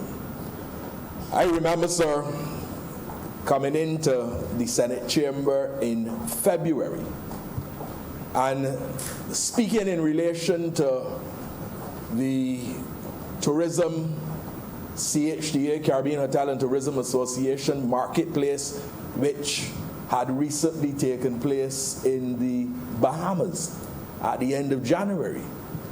And talking then about the different initiatives being undertaken by the Barbados Tourism Marketing Inc. and the actions in collaboration with the Barbados Hotel and Tourism Association, and having an expectation that 2020 would be a year where the performance of the tourism industry would be better than it was the year 2020, 2021 in terms of the financial year would be better than it was the previous year. So I did hear then comments in relation to a new coronavirus in China. I did hear about it. But at CHTA Marketplace, it was not a subject that had significant attention. And I came back to Barbados then, sir, very confident that we would be able to continue to function pretty much in the manner that we would have been functioning. The first thing that happened, sir, was that I was summoned to a meeting a Saturday morning at the Ministry of Foreign Affairs and Foreign Trade, where we had some discussion with respect to the new coronavirus. The leader of government business was there, the acting prime minister at the time was there.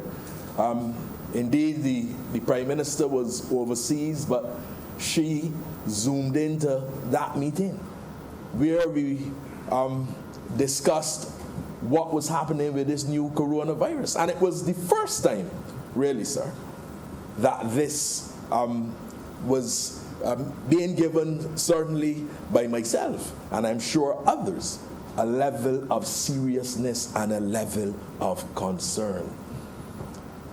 So we then decided that we would sensitize our members. We decided that one of the things that we would do would we would see if there were any cancellations that were being progressed in the system, that we will continue to talk to our partners, that we would collaborate with the BTMI and all of the other important ministries, the Ministry of Health, Foreign Affairs, and all the other stakeholders. And there was still a high level of confidence that we could continue as we would have in previous years. And sir, then it seemed all of a sudden, just literally overnight, the industry, this very, very important industry, overnight literally became extremely challenged. A number of hotels indicated that they would be closed, and I'll speak to that very shortly. I'm not going to be too long, but I will speak to that very shortly. I start here, sir, because we are certainly in very uncertain times. These are uncharted waters. This is an unpredictable environment. Normally, sir, I would make reference to the estimates of revenue and expenditure with a clear understanding of what is being projected for the next financial year. Sir, there will be a certain level of confidence that I would have. Of course, there's always the likelihood that something may occur that may cause you to have to change your plans. But sir, certainly nothing like what we now have to face with COVID-19. Sir, I remember well when the Prime Minister was speaking in relation to the Barbados Economic Recovery and Transformation Program. And she said at that time that one of the things that concerned her related to the issue of natural disasters, and she made reference, sir, to hurricanes. At that time, I'm sure, Prime Minister, and I'm sure that none of us would have contemplated that we now have to face a challenge such as COVID-19. And what we are seeing around the world, sir, is that countries are buckling down. And it sends a serious message, I think, for us to consider. And that message is that we have to rely on each other. This is not a time for there to be any partisan politics. This is not a time for there to be any division. We all have to work together and ensure that we are able to safeguard Barbados and to safeguard the future of Barbados. And we all have to give a commitment to help the most vulnerable amongst us. Sir, this is an extremely serious time. But sir, as I reflect on this, I do recall saying in the Senate chamber, in relation to discussions on other issues, that we do not have the luxury of time. And I'm going to make some reference, sir, to the Sanitation Service Authority very shortly. But before I do that, yes, I'm going to speak just shortly to SSA and very shortly to tourism. But before I do that, I want to join with other honorable senators who reflect on the seriousness of this time. And to say that while these times are challenging and while these times are uncertain, and while there's not a lot of certainty we can have in relation to what is going to occur tomorrow, one of the things, sir, that I am extremely confident about, and I'm sure senators can be confident of as well, relates to the leadership of this country. Sir, I've often said that the leadership of a country and the leadership of institutions really result in the organizations taking on that character. So organizations and countries tend to take on the character, I think, sir, of the leadership. And therefore, there was a time in Barbados when it seemed literally nothing occurred. Some people refer to it as the lost decade. There was a time, sir, when the leadership of the country did not take seriously to the issues that needed to be confronted. This, however, is a time when the Prime Minister of our country is seriously marshalling all of the troops and seriously leading the cause, because we cannot afford for there not to be strong leadership. But the leadership, sir, is not only at the level of the Prime Minister. It is, sir, at the level of the other cabinet ministers. And I want, sir, on the floor of this chamber to publicly acknowledge the work that is being undertaken by the Minister of Health and Wellness, the Honorable Lieutenant Colonel, the Honorable Jeffrey Boston. And I think it is important to note that while, yes, the Prime Minister is taking the lead, there are a number of many other individuals who are also participating in that cause, and many other associations. The Barbados Hotel and Tourism Association, the Barbados Private Sector Association, many other entities, the Barbados Chamber of Commerce and Industry, the Barbados Workers Union, the National Union of Public Workers, a number of different organizations. And you know what, sir, I've recognized? No one, sir, is complaining about the time and the commitment. No one, sir, is shirking from responsibility. Everyone is prepared to put their hands to the till and to work in the best interests of this country. And, sir, I take this opportunity to commend the Prime Minister for her leadership and the manner in which she's addressing this critical issue to ensure that Barbados and Barbadians survive.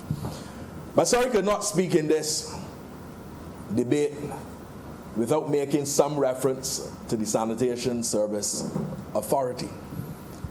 And I indicated that, some time ago, I would have said in this chamber that we do not have the luxury of time. I remember, sir, when the SSA bought 10 new left-hand drive garbage trucks. And I remember, sir, going into the port on the Saturday when those trucks arrived. And I remember, sir, saying that by the Monday, the trucks had to be working. And sir, some people said to me, that is an impossible task. So you can say that. Because at that time, vehicles being imported into Barbados for use by ministries and public sector agencies were taking months to come out and become operational, from the time they arrived in the Bridgetown port to becoming operational. And, sir, I heard the plea, and the Minister of the Environment and National Beautification heard the plea of Barbadian people. And we said, look, sir, we could not go through the regular process, which takes between 7 to 9 months, to have trucks imported into Barbados in order to facilitate the collection of garbage for Barbadians. Sir, by the Thursday, I believe, we had 3 trucks operating. Sir, by the Monday, we had 10 trucks operating. Sir, it didn't happen by the following Monday, sir. It didn't happen in the 2 days that I said that I wanted it to happen. But the reality is this, that it happened in a far shorter time. I reference that, sir, not only to speak about the fact that the SSA, in terms of the collection of garbage, is doing a significantly better job than would have been happening before because we have the equipment. Yes, I'm referencing that as well. But I say it because we have to start thinking about how we can do things better. We have to start thinking about how we can become more efficient and more effective and more productive in the manner in which we do things. And that we must not, sir, every time a suggestion is made, say it can't work, it can't happen. We have to become more positive than that, particularly at a time when we are extremely challenged. So I'm going to speak to SSA a bit more at another time, but just to say that we now are putting some focus on the issue of recycling. Let me tell this chamber that we still have a further 4 new trucks to come. And by the way, sir, those 4 new trucks are out of an order of 12 new trucks. These are 12 purpose-built trucks. So we were able, sir, to get the 10 left-hand drive trucks within a matter of 3 weeks to a month. In terms of the purpose-built trucks, you're talking about, like I said, 7 to 9 months. And now with the issues in terms of shipping and what is happening with different ports, we are not too certain when we will get those. But we are getting additional trucks. We have been able to enhance the operations of the collection of garbage. We are, sir, now giving serious attention to recycling, and we are going to ensure that that becomes a reality as well. Sir, it is important that we function at the SSA in a manner that we can give some certainty to the people of Barbados. Enough said at this time, sir, with respect to the Sanitation Service Authority. I believe that I still have another 5 minutes or so. Sir, I'm going to spend a little time. Sir, I have to spend some time speaking to tourism, because tourism, it is not just my bread and butter. The tourism sector is the major foreign exchange earner for the country. You know, sir, if there is no international transport, there's no tourism. And we have seen a situation in Barbados where a number of airlines have indicated that they are no longer flying to our destination.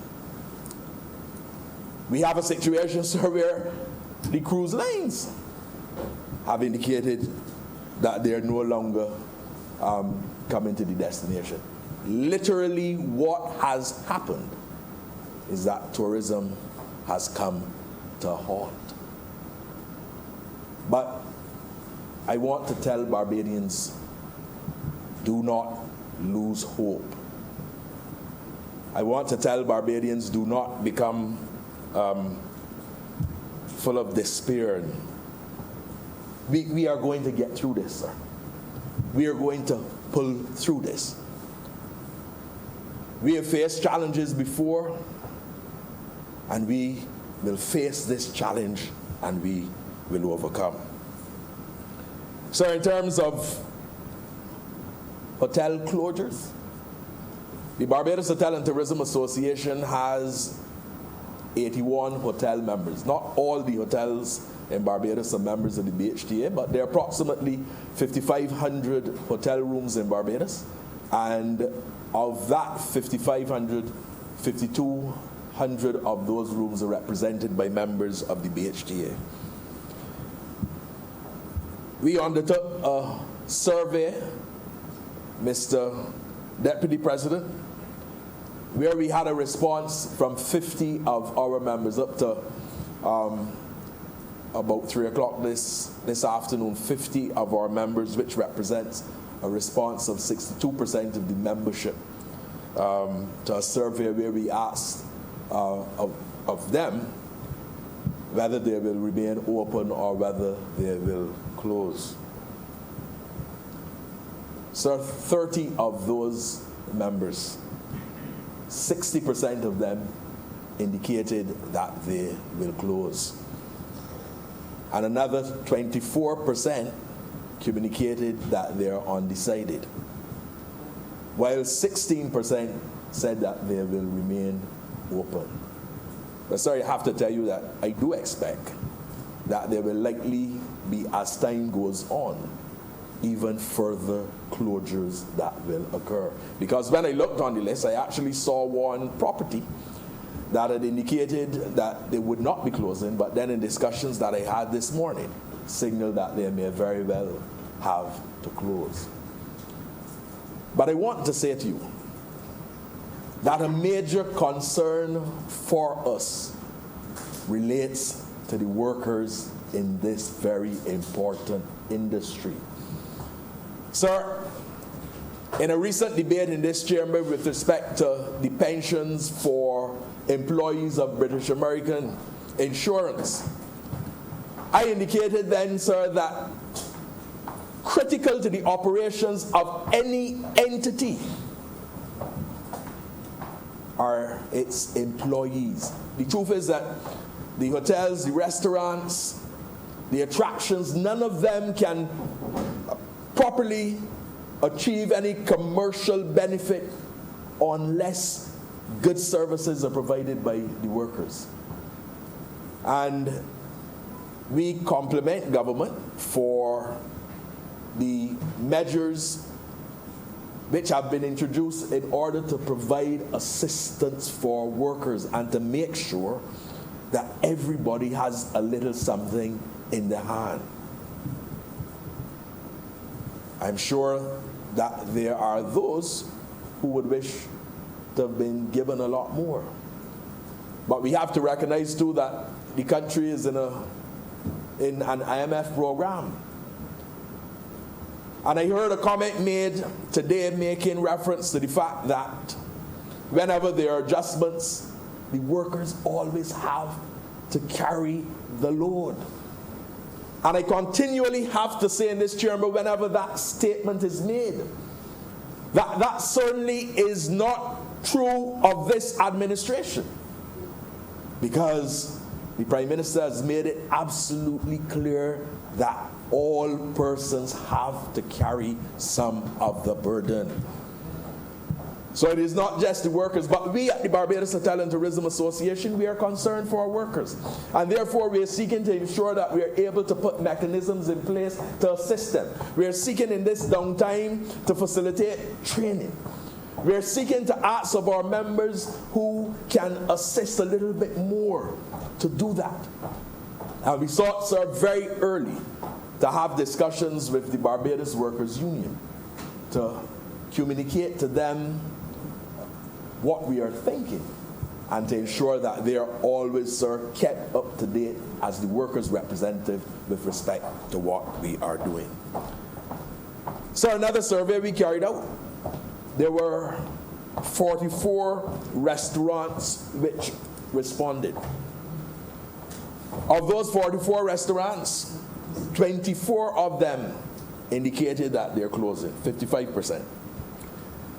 Another 16 or 36% indicated, sir, that they're engaging in curbside pickup services. And all of those things, sir, are being done to seek to ensure that there's still some kind of economic activity. The reality is this, sir. I've heard persons speak about the closing of borders. And I've observed that there are some countries in the region, some countries that are part of CARICOM that have indicated that they close their borders. Sir, they still have COVID-19 cases. Mr. President, before I close, I just want to make some reference to the airlines, because I did say previously that if you do not have international transport, you really do not have tourism. And many of the airlines have indicated that they are putting their services on hold. Condor Airlines, sir, their last flight was the 20th of March. Air Antilles, on the 21st of March, they had communicated based on the information that I have. Copa, their last flight was on the 21st of March. Caribbean Airlines, I'm understanding that there's some adjustments being done to their schedule. WestJet, operating until today. Today is the 23rd, I believe. Operating until today, their last flight. Virgin Atlantic, they've canceled from today, their last flight operating today until further notice. Eurowings, last flight today as well, canceled until further notice. JetBlue, their discussions, sir, initially they would have indicated that they will conclude operations today, but there are discussions about their operating on Saturdays out of JFK. American Airlines previously communicated the last flight would be on the 22nd, which was yesterday, but there are some discussions taking place where they may recommence service on the 26th of March. Air Canada, indicators are that service will continue between April the 4th and April 26th. And the information that I have in relation to British Airways is that they will continue to operate the flight out of Gatwick right now with no changes to flights coming out of Gatwick. And of course, Liat has made some amendments to various of their flight schedules. Sir, this isn't easy. Sir, this is a very rough and difficult time. This is a time when there's going to be a level of dislocation that we would not have seen before. And a time when the major foreign exchange earner and the major contributor to the GDP, whether by direct or indirect calculations, will be significantly impacted. And one can expect, therefore, that a number of other businesses will be impacted as well.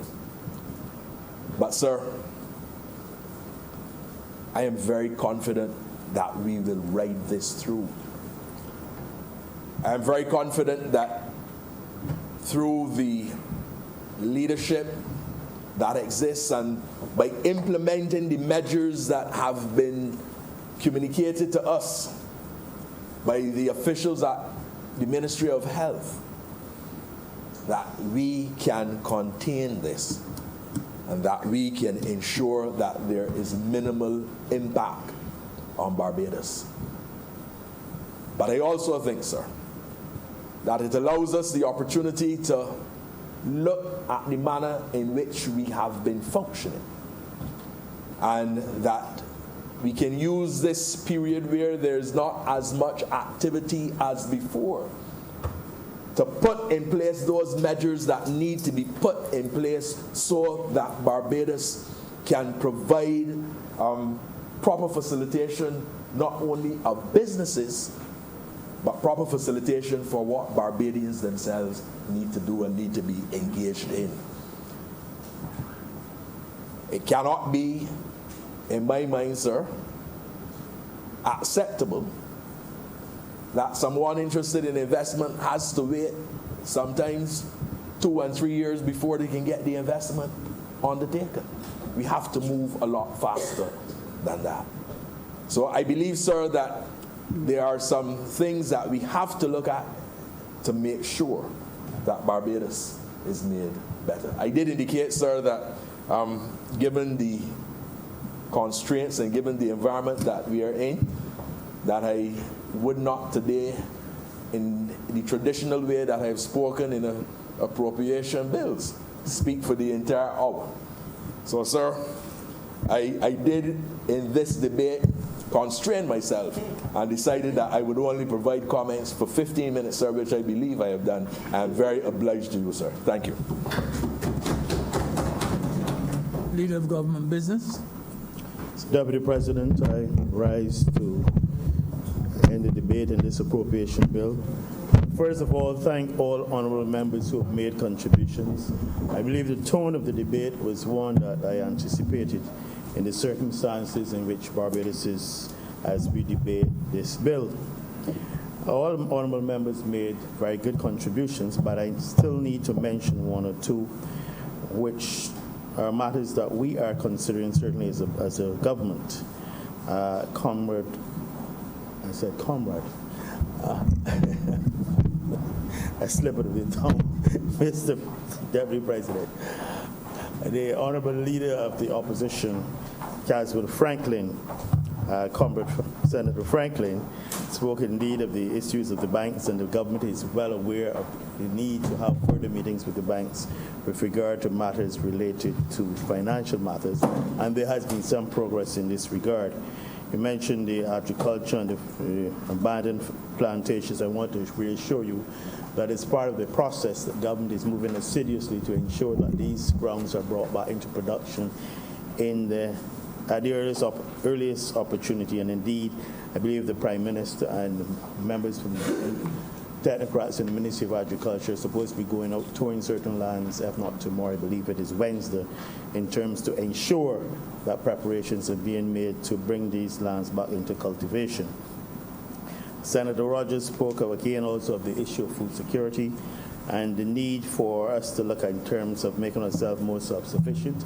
And this is something I mentioned briefly, and I certainly endorse this comment, and I believe this is what Senator Franklin was alluding to.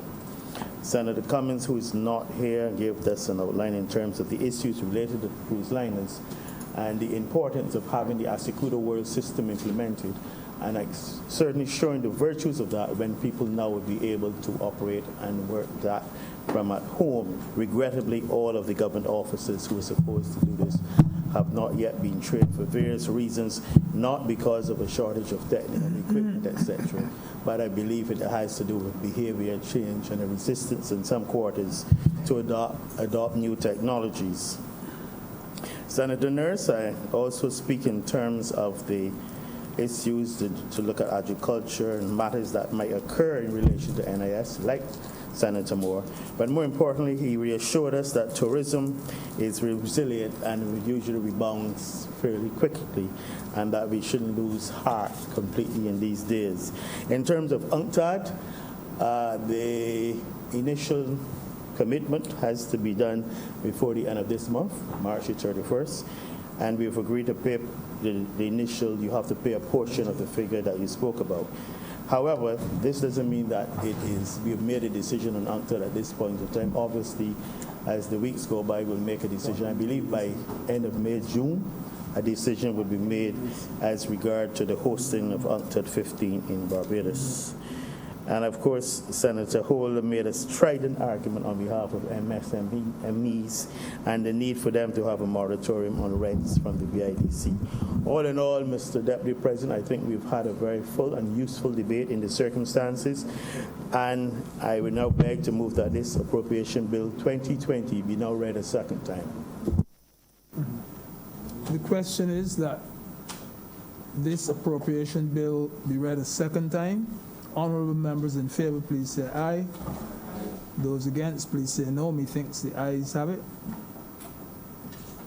Mr. Deputy President, I beg to move that this bill be now read a third time. The question is that the appropriation bill be read a third time. Honorable senators in favor, please say aye. Those against, please say no. Methinks the ayes have it. Deputy President, I beg to move that this bill do not pass and be cited as the Appropriation Act 2020. The question is that the bill be now passed and be stated as the Appropriation Act 2020. Honorable senators in favor, please say aye. Those against, please say no. Methinks the ayes have it. Mr. Deputy President, this brings us to the end of our business for today. I want to advise honorable senators that I expect that the House, this honorable chamber, will more than likely have to meet again sometime next week, probably next Monday, but I'm not certain because there's certain matters that have to be dealt with in the other place related to the whole situation, the fluidity of the situation in terms of legislation to allow the QEH to take charge of Harrison's Point emergency powers bills if it becomes necessary in terms of a shutdown. So I am going to adjourn this Senate, sine die, with the expectation that we might more than likely meet on Monday. The question is that this honorable chamber be adjourned without a date. Honorable senators in favor, please say aye. Those against, please say no. The Senate has been adjourned without a date.